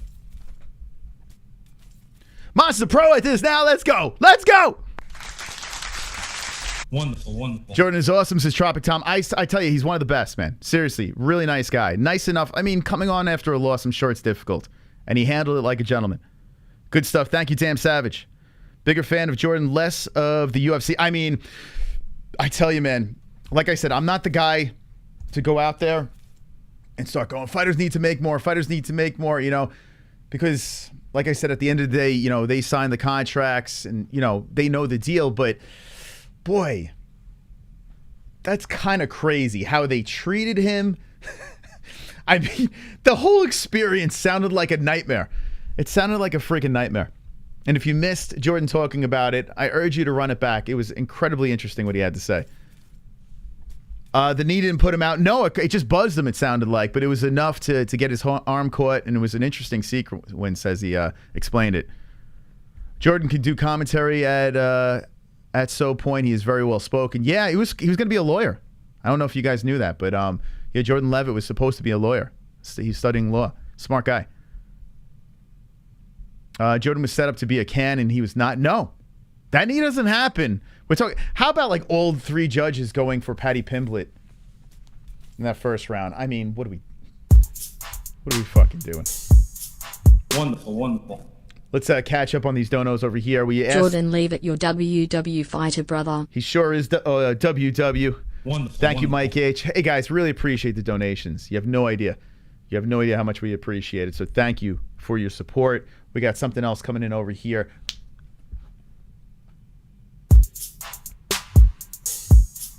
Wonderful, wonderful. Here's Erica's question in the flesh. Did you interact with Paddy at all after the fight? All right, and he said yes, he did. Thank you, Erica, for the donation. He doesn't have a Tour King channel, no. Remember us when you signed to ESPN? Listen, man, they're doing, I don't know what they're doing, these companies. I mean, they're missing out on some good content. But we got it here for free on the MMA-Holes, so. You don't get a fair shame in hostile territory. Dana's robbing him. What did he say about not doing the face-to-face interview with Paddy? He did bring that up. Watch it back. Watch it back. Listen, if you're just jumping in late, I urge you, watch it back. Like from the beginning of the interview, he describes every single moment, getting off the plane to getting back on the plane, going home. We got every situation out of Jordan Leavitt. I mean, he really broke it down. So if you want to know about his experience, and I mean, hey, who's in the UK in the chat? Do you want to defend the United Kingdom? Because I mean, it just seemed like it was a little hostile to us Yanks over here. Like, help me out here. Thank you for the subscribe coming in. Who we got? Khalil Wervin. Thank you for the subscribe. Appreciate that. I want to thank everyone for hitting the like button. If you haven't hit the like button yet, smash that thing up as well. What else we got? Super chat. We got D-Rest with the super duper chat. Jordan rocks in the free world. He does rock the free world. Try Fox. I mean, they give Brendan Schaub and the MMA-Holes are more credible than him. Listen. Super chat. Listen. Send the contract. Have you read a Song of Ice and Fire book series? So apparently he knows about that. Zen Beck book reviews. We asked him about that. Thank you for the donation. Here comes another donation from the Joker. We're catching up here. Wonderful, wonderful. I just want to say hey to the Monkey King. There we go. D. And the Joker did say hey, and the Monkey King said hey back. So thank you, the Joker, for the donation. Thank you so much for supporting the show, guys. Seriously appreciate it. You guys keep us on the air so it doesn't go unrecognized. Thank you. Ryan Kills has been a member, or has just become a member. Oh, let's go. Welcome to the Champs, Ryan. Welcome to the Champs Club. Welcome. Thank you. Lee Cole over here membered up, hit that join button, and he's been a member for 14 months. Woo! Let's go. Let's go, Lee. Super chat. Jonathan Joshua coming in with a deuce. Where's JBM? JBM, well, she is very sick right now. The baby went to sleep, and the baby's going to sleep a little earlier these days. But yeah, Jesse is, we all got the strep. We all got hit with the strep going to New York. We went in, got contaminated, came back. So I'm not bad. I'm okay. I feel a little groggy, but you know, Jess is, it hit her bad today. So she is just resting up. So yeah, this house is not doing well. And through the interview, I don't know if you noticed, I was muting my mic and coughing throughout the whole fucking stream. So this mic here is disgusting. But yeah. So the house is a little, the baby's better now. The baby was the first one sick. So thanks to those that have asked We asked Jordan Leavitt about the tongue to the situation over here with the. This was actually pretty funny. So if you missed the Jordan interview, run it back. Let us know in the comment section down below what you thought. I thought he was a fan. He's always a great guest. Always a good guest on the show. Okay. So let's move on. Thanks for the likes. 200 likes. Appreciate that. Let's talk about UFC 277 over here. It's happening on Saturday night. And I did a poll on our community section. A little eggplant poll. Let me pull it up here. And I was curious. I think this is a fascinating poll. Hold on. Let's do this. What is up? Yo, YouTube is just... YouTube treats the MMA... We are so... YouTube does not like the MMA-Holes. I got to do some back-end appeals and shit like that. We're blacklisted. Like, it's just like we're on some fucking shadow ban list and shit like that. Keep smashing that like button. YouTube is so fucked. If I showed you what was going on behind the scenes, you'd be like, why are they doing you like that? God forbid we fucking do a show not run by Vox, ESPN, Fox. It's just out of our fucking bedroom. Let's see. Here we go. Community section. God forbid. All right. So we got 824 votes over here. How excited are you for UFC 277 main events? Pena versus Nunes 2. The more eggplants, the more excited you are. And shocking results here, as 36% have one eggplant.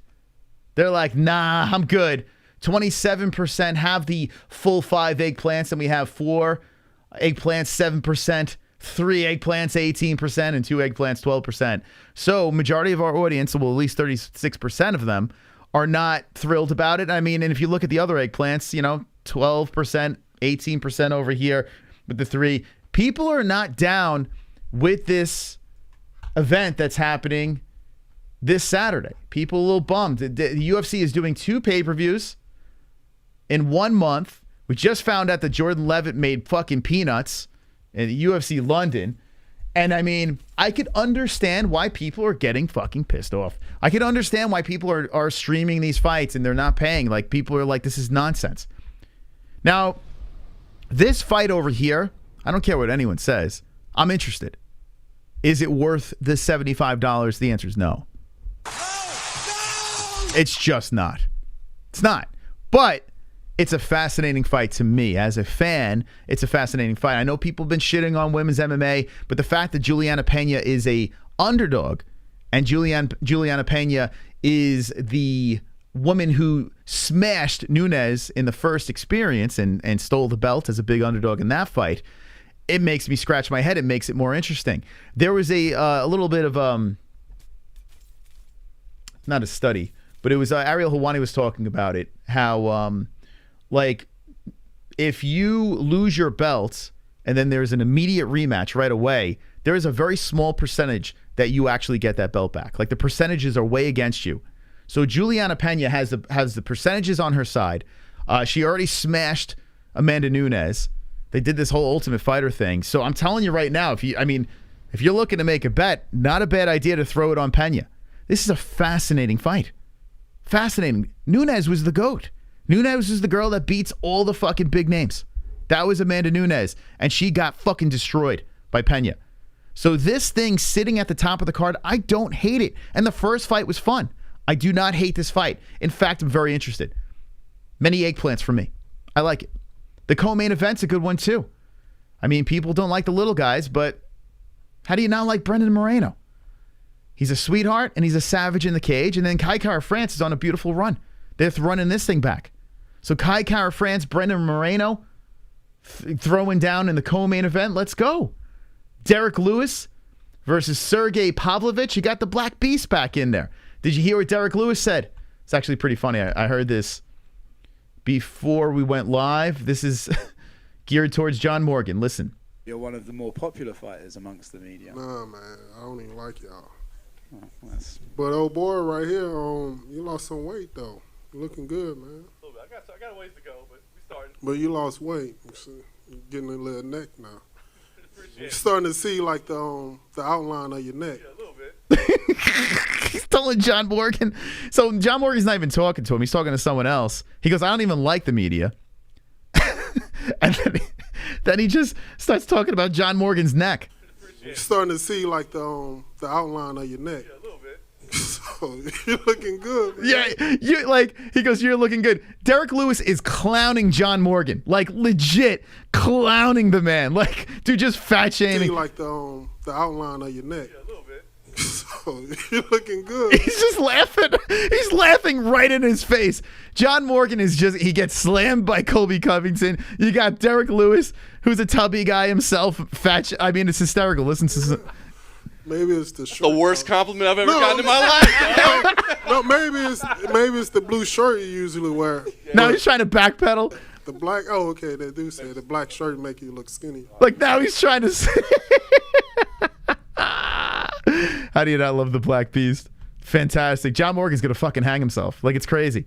It's crazy. John Morgan's just got a bullseye on his back. Dude's got to fucking lose some pounds. He's got to, man. Was he gonna keep taking this? Wonderful, wonderful. Chopping Tom. Nunes plays for the wrong team and Pena is married. How can I give either one of them an eggplant? No entry sign. Eggplant. Thank you, Tropic Tom. Appreciate the dono. Someone said, is there a double-sided eggplant emoji in the comment section over there? And I laughed pretty hard at that comment. So whoever said that, kudos to you. Had me laughing. A double-sided eggplant emoji. Fucking, the internet is ruthless. Thank you, Tropic. Appreciate that. So the top 3 fights are fun. You got this Sergey Pavlovich, he's like on a roll, man. This guy, he looks like a fucking roided up Michael Cera. What's that about? Look at this guy Pavlovich over here. Derek Lewis don't have a layup at all. Like they're throwing him a tough dude. The guy's on a 3-fight win streak, smashing people with finishes. He got finished by Overeem, but that was almost 4 years ago, 3.5 years ago. So my man's on a run. This is a good fight. This is a solid fight. This is a don't blink, someone's gonna get slept fight. So I'm telling you, the top 3 on this card, very good. Is it worth $75 again in the same month, getting hit over the head when the first pay-per-view of the month was trash? You guys remember that first pay-per-view? Main event, everyone's screaming and yelling. It was boring. We're going back in. Now, I think this pay-per-view is better. I think this is going to be a more entertaining pay-per-view. But now we got Pantoja versus Perez, which is a solid fight, but some people would probably like. Who the fuck is that guy? You got Magomed Ankalaev versus Anthony Smith. Okay, good scrap. But let's be honest. Ankalaev has been a snoozer win decision type situation each and every fight lately, right? The Santos one, Ozdemir one, Krylov one, and then you got that Kudilaba. You got the back-to-back fights with that. But on a 3-fight win streak after the Kudilaba experiment, and he's just been fighting to win. Like it's kind of boring. Now, Lionheart's a fun dude. You know, he likes to leave it all in there in the cage. But boy, oh boy, this pay-per-view, like Damn Savage says in the chat, less than 150 pay-per-view buys, 50,000. I mean, it's very this is going to tank. Not a bad card, though. Dober versus Alves, decent. And then we kind of fall off. I mean, you got Blood Diamond on this thing. He was kind of a letdown in his last fight. Boy, oh boy, what do you say about this card over here? Are you paying for it? Are you not paying for it? Let me know in the chat.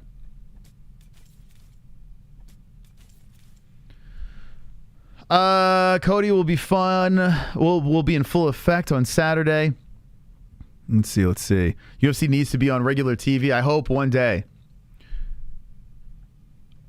Debut of Hamdi is going to be awesome. So look out for that. Hi, chat. Just saw the title. So I'm here for the interview. Thanks for having me. And you got a new subscriber for providing this interview, says Sabrina Lee. Thank you, Sabrina. Appreciate that. If you missed Jordan, we just let him go. But he was on for about an hour and 15 minutes. Please do yourself a favor. Run it back. I was on the... Honestly, his story about UFC London, like this is one of the few interviews where I was literally hanging off of every word from Jordan Leavitt. So go run it back, and I want to know your opinion in the comments section down below. Thanks for stopping by. Haven't paid for a fight in decades. I was the first making fun of JM on Sure Dog. The hardcores know it. Colby saw my stuff. Not paying so my money can go to Nelk. What the fuck? No, send it to the MMA-Holes, please. Not Nelk. I will offer the UFC 3 magic beans for this card. If I told you, you'd have to... All right. I won't ask.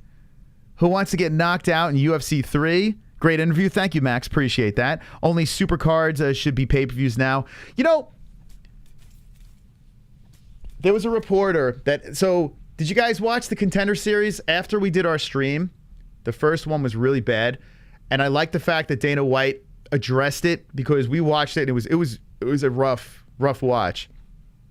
So Dana got on the mic and he lashed into it.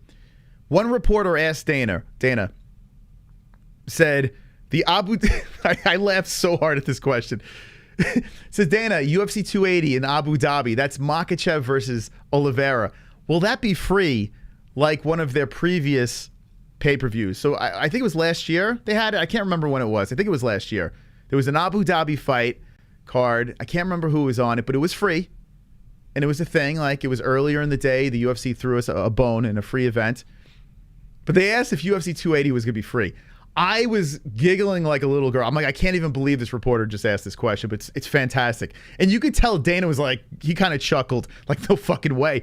You know, he's like, no, I don't think it's going to be free. But it's just like, what are we doing, man? Like, what do we do with this pay-per-view thing? You got to think, there's got to be some sort of sponsorship, ESPN, ABC, Fox, whatever.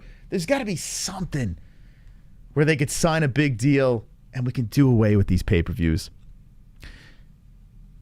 Now, pay-per-views, if it keeps going, that's fantastic for us as the MMA-Holes, because we get our audience through pay-per-views. People don't want to watch the fights. They come to us for our play-by-play, and we grow our audience.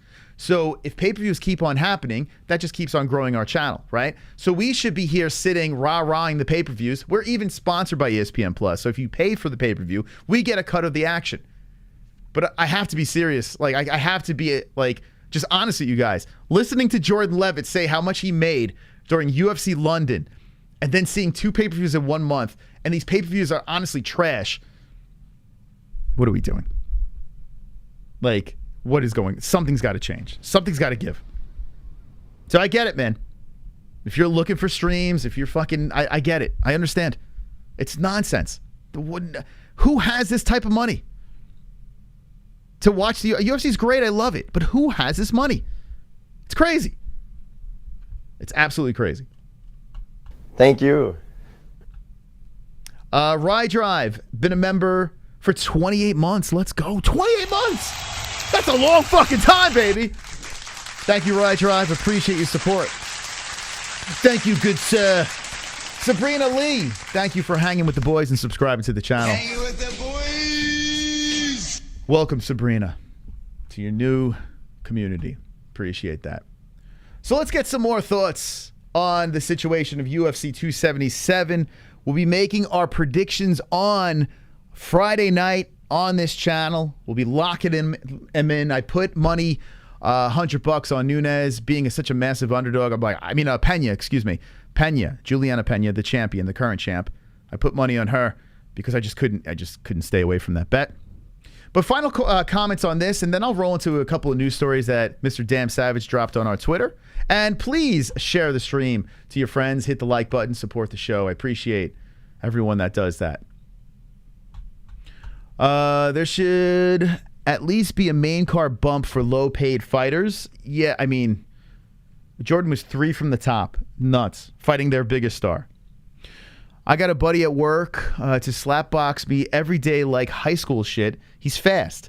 My boss came out and he was like, what the fuck is going on here? We both jumped him together. Now he does it. Thank you, Tommy. Thank you for sharing that. Chris, is it true you are 9 inches plus girth? I mean, I am so tiny. It's ridiculous. It's microscopic. Thank God, Jesse. I'm like a charity case for Jesse. So it's not true. Nunes nukes Hermas? We'll see. Black Beast will get another knockout, says Trent. Then it wouldn't look so bad, says the great Yosh. Looks at least 6 foot tall. Who? Nunes is going to smash. But I'm hoping for Pena so bad to snow chicken. Nunes will fight smarter this time, says Toe Cutter. I mean, she has to, right? Can't make the mistakes of the first fight. I tried watching a Nunes interview and couldn't get through it. I cannot stand her voice. We were thinking about doing the press conference tomorrow. I don't know if we're going to do it. I think there is a press conference. I think we might pass on. I don't know. One's in the chat. I mean, is it even worth it? Amanda Nunes, she's like, I'm coming for you, man. I'm coming for you. You see, I had lesbian sex before this. I'm coming for that man. No hate. That's just my Amanda Nunes impersonation. I have nothing against Amanda Nunes. I just feel that that's how she talks. TJ Dillashaw thinks Aljamain Sterling is dangerous. Views him more as an athlete than a fighter. Okay. I didn't listen. Did you guys listen to TJ on ARIEL? I did not listen to that. The only thing I listened to on ARIEL was like a smidge of Sean, and then I turned off when he had this fake bodyguard behind him, like standing. I was like, all right, what are we doing? So I turned that off. What else did he have? I think that was it. Oh, I did hear what he had to say about, I did hear a spot where he spoke about the chances of a champion. So if a champ, like I said before, a champion loses their belt, an immediate rematch, I'm losing my mind. Rematch, the champion usually loses. The former champion loses that fight. So it makes me more confident about my Pena bet. But that's about it.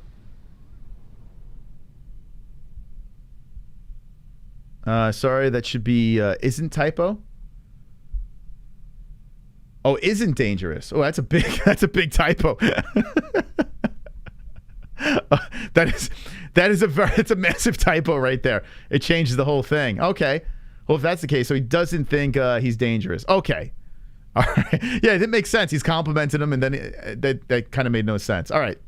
So there we go. Yeah, that makes sense. Might have to take that tweet down. People will be like, what?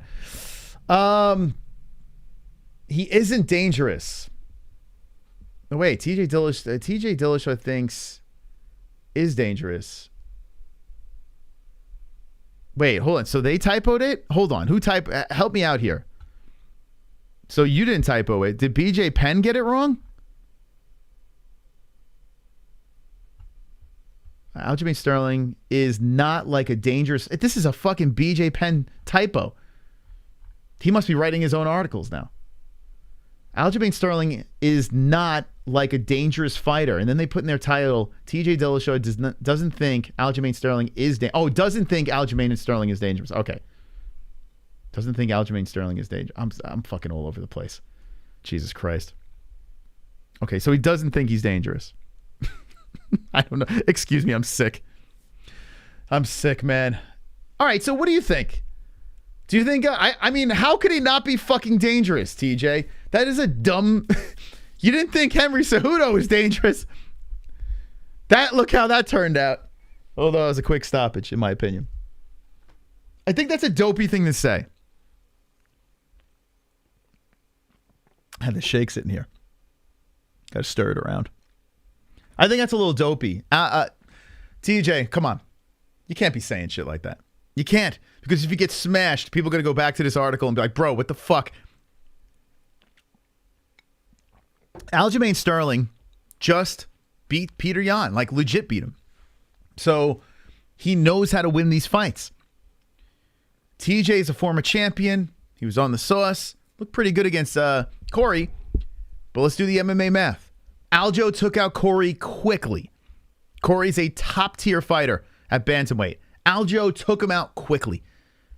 TJ, in my opinion, squeezed by. Some people thought Corey won that fight. So how could you fucking go out there and say you don't think Aljamain is dangerous when he literally smoked Corey in the first round like it was nothing? I don't understand. It doesn't make sense. And I hope Ariel brought that up. Like, why did Ariel say to him, like, well, look what he did to fucking Corey Sandhagen? Like, you had a little bit of a tough time with that, TJ. I don't know, chat. What do you think? Aljo got lucky. That's not lucky. He fucking finished him. That's not luck. That's not luck. Aljo's grappling is dangerous, but that's it. Well, I mean, grappling is the key to a title, right? Grappling, if you are a solid grappler, that is literally the fast pass to the belt. TJ's not on the sauce. He's still very good. TJ's dangerous. He's still very skilled. And I got to be honest with you, TJ as the champion again piques my interest a little bit more. I think he's a little more fun. But, I mean, what? What was the odds on the Pena fight when you made your pick? It was a +2. Hold on, I'll pull it up now. Yeah, it was a +220 when I locked it in. So Pena now, I want to see if it moved. I'm glad you asked that because I am curious if it moved since I made the bet. Still +220. So I don't know if on your betting sites if things have changed.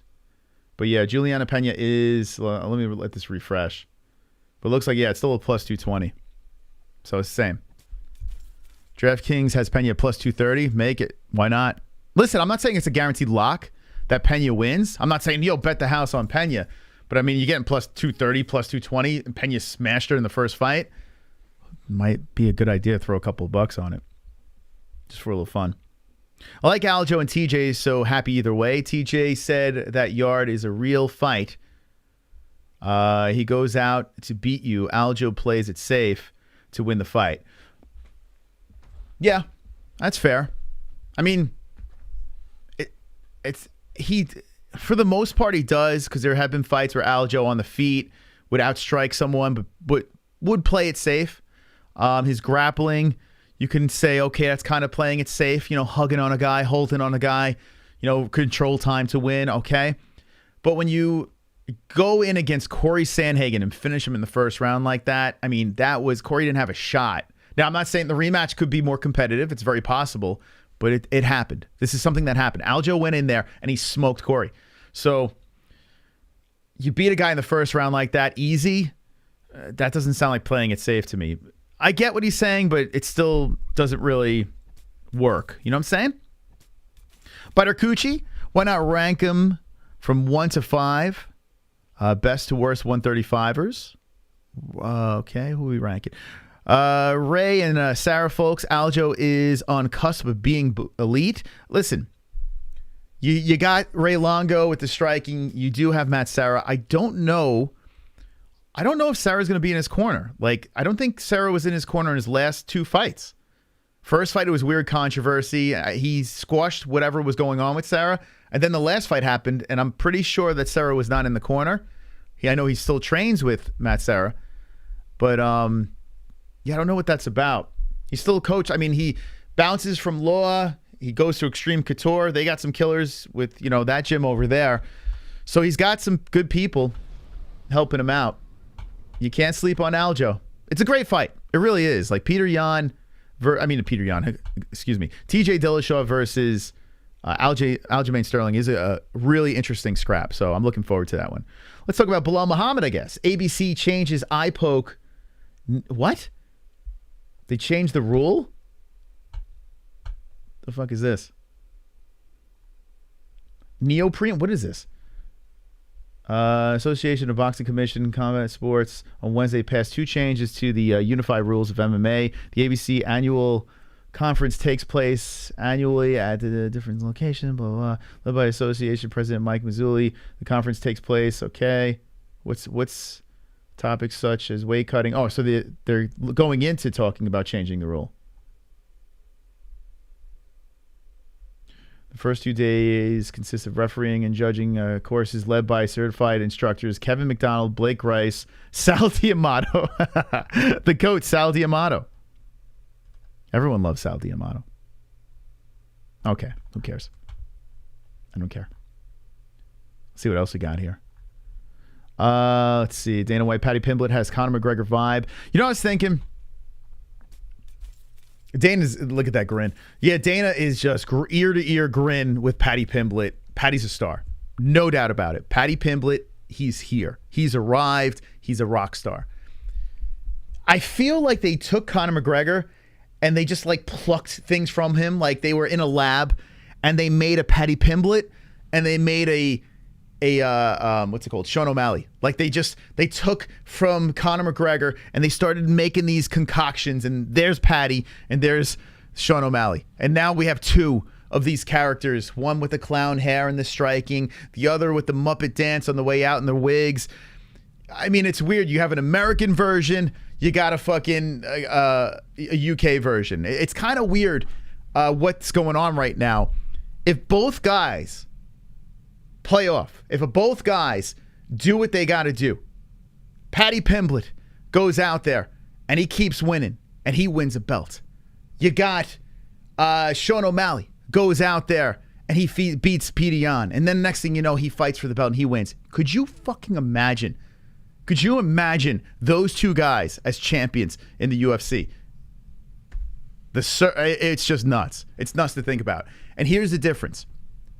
Sean O'Malley, Paddy Pimblett, straight up good dudes. Like these guys over here, you can tell they're good guys. You can tell that even though they're going to party and have a good time, they're not going to go to the extreme of what Conor did. Conor was like a villain.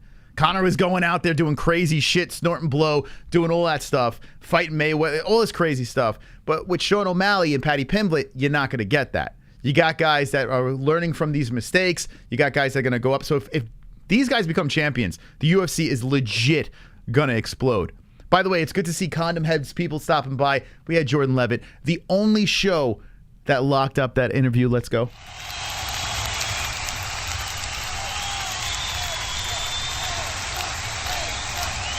Can I get the and stills? The and stills in the chat.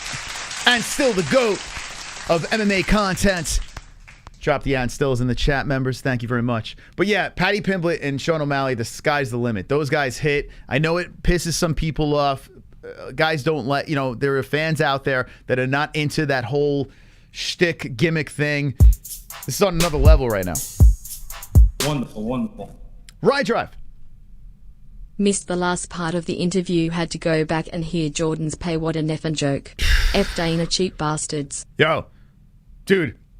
Like I said, I am not the fighter pay guy. I'm not the guy that goes, I think they should make more. I've said it a million times, but I'm not going to keep on fucking shaking that tree. Yeah, I don't care. Like, I don't like, it's, you sign a contract, it is what it is, right? It's like, I've signed contracts before with our sponsors. It's like us going back to the sponsors and say, hey, we need more money. Yeah, we're not getting paid enough. Like, you sign it, you got to fucking, ride it out. But it is a joke. And how they treated Jordan?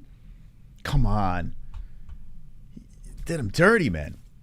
From the moment he stepped foot in the UK to the moment he left, it was just like nonsense. It sounded like nonsense how they not only treated Jordan, but all the Americans. That's not right. You got to treat these guys, especially Jordan Leavitt, considering he's fighting Paddy Pimblett. Like this guy, you got to treat him well. It's just silly. Really is silly. Thank you, Roger. I appreciate the donation. So anyway, Dana White, Conor McGregor vibe, this is on another level. It's like mutated. It's a mutated version of what we've seen with Conor. And now we talk about another guy, Khamzat Chimaev. We're talking another stud. This guy smokes Nate Diaz, which is probably going to happen. Nate gets escorted out of the UFC. You got another superstar, another neckbeard with a cleft lip going in there and doing work. Very marketable guy. People from the UK, Sweden, or wherever, like Khamzat. I don't know where we're going to pull, but I mean, you got people from other parts of the country. Was it Chechnya, some shit? I don't know. But I know he's in Sweden right now. But Khamzat Chimaev, this guy wins a title. Could you imagine Khamzat, Paddy Pimblett? Could you imagine Sean O'Malley? The three of them with fucking belts? Could you imagine Khamzat as a middleweight champ and a welterweight champ? Like, these are things that could actually happen. This is a wild time for the UFC. And with the contract winding down for ESPN, the UFC has so much leverage. Yes, they're not making a lot on the pay-per-view buys, but they're only getting bigger. They're growing that audience, and they're finding ways to make the sport more entertaining with these stars. The UFC is about to fucking explode. And if these guys do what they have to do, and the UFC puts them in the right positions, showcase their stars, man, Boxing schmoxing. No one's going to give a shit about boxing anymore. Could you believe this, by the way? Bigfoot, I saw this before. He's still fighting. Dude, are we just waiting for this guy to die? Bigfoot Silva returns for a fight against a 100-plus fight veteran, despite brutal stretch of KO losses. Like, the dude that he's fighting is 102-9-1. This is actually fucking happening. They want him dead. That's all I got to say about that. Bigfoot Silva. See you later, bud. Get out of here. Dana White on Leon Edwards. Dan Hardy criticism of Chimaev versus Diaz. Stick to fighting and stay out of promoting. How do you not love Dana? On Leon Edwards. Dan Hardy's criticism. By the way, Dan Hardy he's insufferable. Like, I can't fucking stand the guy. I don't know what it is. Anytime I see him on Twitter, anytime I see him being interviewed, it's like, can someone get rid of this guy? Like, what are we doing? I get why the UFC got rid of that guy. It's like, he's such a pretentious, smug asshole. So weird, the full reptile thing. He's a smart dude. He could break down fights, but my goodness, is he the worst. The absolute worst. So this is what this is what Dana White has to say to him. Dana don't give a fuck. Did you hear what Dana said about the 250K? He goes, I'll do whatever the fuck I want with my money. Dana don't give a fuck. He's not wrong. I mean, what the hell? Here it is. He'll do whatever he wants. Dana White tells the world, mind your own fucking business after 250K in Nelk Boy's birthday gift. Now, this is going to either infuriate the people like, oh, Dana's such a fucking asshole. Pay the fighters, this and that. And I get it, man. It looks weird. It does look weird. But I mean, it's his fucking money. Like, at the end of the day, it's his money. The guy's rich. He's going to be tossing money around. He doesn't give a fuck. He doesn't give a fuck. Now, I want to know from the chat, I understand there are people out there that just can't stand Dana White. There are people out there that just like, get rid of this guy. Get someone else in there. Let me know what the chat says. I don't give a fuck either. He didn't use UFC monies for fuck's sake. I know, right? It's not like he's taking money out of the fucking UFC bank account. Like, let's not give this to the fighters. Let's give it to Nelk. It's his money. Not saying it's wrong, but it's hilarious to see it out in the open. A rich dude giving... You know what? Yeah, rich people get... Money goes... We've been saying this since I was a kid in New York. Money goes to money. That's just how it works, man. Rich people like to surround themselves with rich people. They just fucking shuttle the money back and forth. It's how it works. You know? Social media influencers, the top of the food chain, just fucking mingling with each other, just giving followers back and forth. And then you got knuckleheads like us, the bottom of the bottom feeders over here in the MMA world on YouTube, just fucking gnawing at each other, just trying to kill each other. Like, we're all trying to take, instead of like banding together and trying to take over, we're like, oh, fuck yourself. And I'm very guilty of that. They could all fuck themselves. But when I become rich and famous, I'm gonna be sucking all that dick out there. I'm going to be giving $250K to all the rich people. It's almost like Dana supports child labor. I love Dana White and his non-political approach. Unlike all the other professional organizations, he's a promoter. And at the end of the day, they're slime balls, right? They're fucking fight promoters. That's their job. I mean, they don't give a fuck. Dana's doing his thing. Wasn't the Nelk Boys responsible for Masvidal jumping Colby? Maybe Dana paid them to do it. Maybe it was a fucking hit. Maybe Dana White was like, I'm playing blackjack with my side piece. This fucking MAGA son of a bitch comes running up to me with his cell phone. He blows me up. I'm with my fucking side piece. He thought I'd forget about that? Nelk Boys put the hit. Years pass. Dana pretends he's good with Colby. Calls up the Nelk Boys. He's having steak dinner. He's having steak dinner with you guys. I mean, he calls up Jorge Masvidal. He's having steak dinner with the Nelk Boys. Come on, Jorge. Go get your fucking Street Jesus outfit on and go get him. Could have happened. You never know. It's possible. Not saying, who knows? Mind Your Business puts it out for the world to see. Yeah, it's true. If I was Dana, I would be like, who's filming this shit? What are you doing? Oh shit, Mas, you're onto something. Listen, I mean, it's possible. You never know. Mas solved the case. Yeah, Dana White pretends. No, I love Colby. Colby's great. Colby's great for the sport. Listen, we did a video on it. Dana was sitting with another chick there, right? He was hanging out with this girl at the fucking blackjack table. The look on Dana White's face when Colby rolls up with that fucking camera, like, it was priceless. We did a video on this. I mean, broke the bro code, just went out there and fucking exposed Dana. You never know, man. You never know. Get him, Street Judas. If you can't beat him in the cage, jump him in the streets.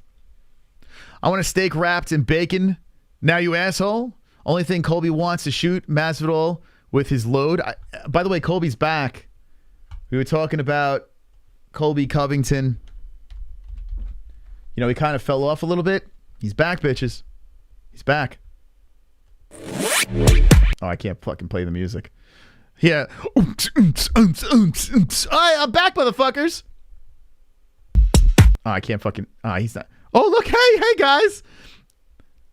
So I guess he's making another Bang commercial over here. He's back. He's back in business.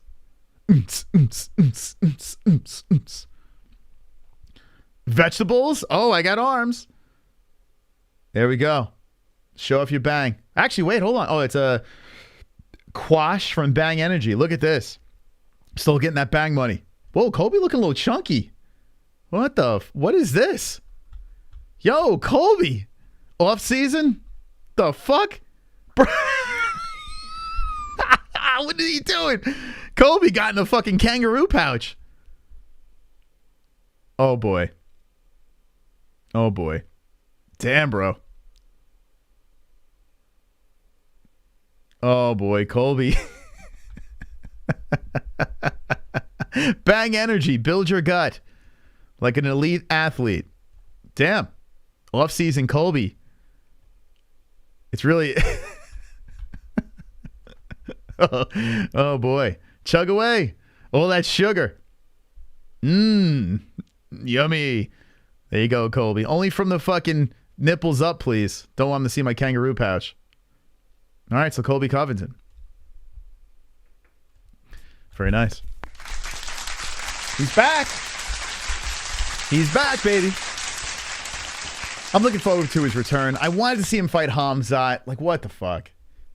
Gilbert Burns? Colby? Gilbert? We gonna do this?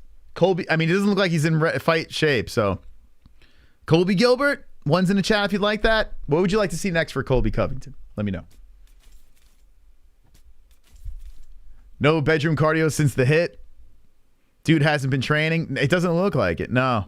But hey, at least he's getting paid from the sponsors. Making that money. Put Jorge in jail. Colby's doing his thing. Bang actually is poison. Yeah, I mean, listen.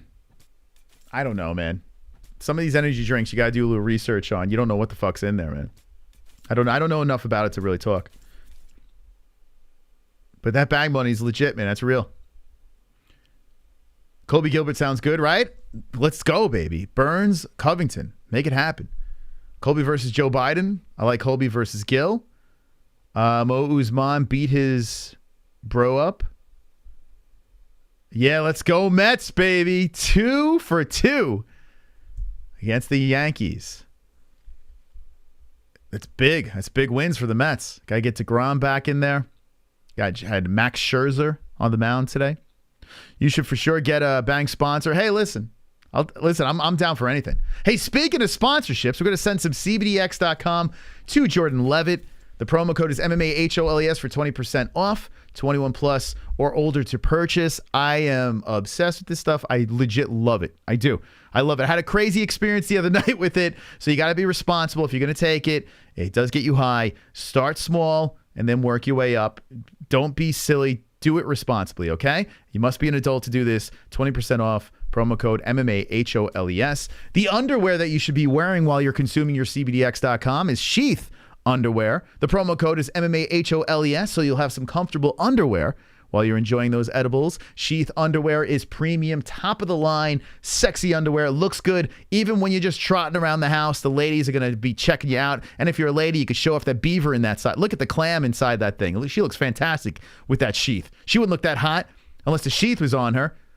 There's a little pouch at the front. You can have a little compartmental action where you can separate the junk from the body. You can separate the sweat situation. It's fantastic. Check it out for yourself. Link in the description. 20% off. MMA-Holes. Head Rush. Head Rush does a fantastic job with their clothes as well. Head Rush premium clothing, badass clothing for the ladies, for the men. Both stuff over here. Sheath, Head Rush, ladies and men stuff. Check it out if you like the hats. If you like the bathing suits, the tank tops, the t-shirts, the shorties, whatever. Check it out. Go shopping down below. 20% off, promo code MMA-HOLES. And if you do purchase anything from these sponsors, you kind of help us out. Buy the stuff through our link, get the discount. We get credit for it. We keep the sponsorship. We stay on air. You get the discounts. We keep those things coming. It's a big, happy family. Head Rush. They got some nice stuff. This shirt, no joke, what, 2 years old? Washed it a gazillion times. Hasn't faded once. Like, I can't even try to fade this thing. It's pretty wild. So Head Rush. Like their stuff. ESPN Plus as well. There's a link in the description for ESPN Plus if you want to watch the Contender Series Ultimate Fighter, the pay-per-view that's happening. If you're going to buy the pay-per-view, I know, listen, I'm not saying go buy it. It's not the best pay-per-view in the world, but if you are going to buy it, I urge you use our link down below because, hey, they're not paying the fighters, but they pay us. So just use our link in the description down below. Okay, thank you. Okay, let's see if there's any other stories as we're going a little longer here. I think we were pretty much done. If you missed Jordan Leavitt, I would like to know your comments down below, what you thought about the interview. Thank you, Ann, for sharing on Twitter. Thank you, everyone that shared the stream on Twitter. It's at the MMA-Holes. I really appreciate that, the support from the community. Hit the likes, share, the whole deal. Let's see. Yeah, I think we're done, so. Yeah, we'll leave it on this. Only wear rash guards. Your wife's pissed at you. Why, JJ? What's wrong? Why is the wife upset? Damn Savage put this out on our Twitter account. This is the second time we've seen this. How do you not like Brendan Moreno? So him and Francis Ngannou. Let's see. We got 3 captions. That's fucking terrible. Let's go. We got to get this Twitter going here. Got to follow us at the MMA-Holes on Twitter. Let's talk. My feet don't touch the ground when I sit in Francis's throne. Gulp. Little guy hospital. Big guy cemetery. Mirko Krokop. So there we go. At the MMA-Holes on Twitter. And by the way, a big shout out to JBM, who is the Time Magazine Woman of the Year. This is actually the real cover of Time Magazine. Let's go. JBM! The cover of Time Magazine.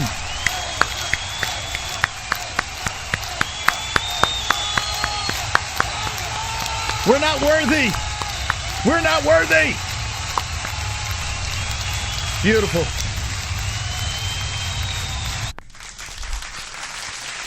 Beautiful. Now, fun fact, if you're new to the show, that was caught mid-Twitch. And somehow, I guess someone saved it. So shout out to whoever saved that. Jump in our Discord. There's a meme section over there. Big shout out to the MMA-Holes dropping memes. Hilarious stuff. I've been sharing it on social. I shared this one with Sam Alvey. He got a kick out of it. Where is it? It's really funny, man. Smiling Sam. Smiling Sammy. God, best community in the world. Hands down. Cannot beat this community in any way. I invited my best bud from my hometown to stay over, and she doesn't like him at all. He's coming for the weekend. Oof. I had a friend. He was in my wedding party in my last marriage, and everyone couldn't stand him. He was that guy. He was like the Stifler. Like, oh, it was just like, he was wild. He was a wild dude. And all the girls were like, oh, this fucking guy. So I get it. I get it. Some guys,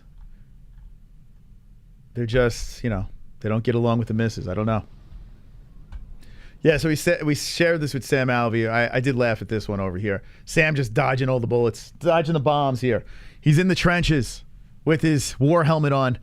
Fighter removed, Marlon Moraes. Fighter removed, Eddie Wineland. Fighter removed, Louis Smolka. Sam Alvey, undefeated, still in the UFC, still strong.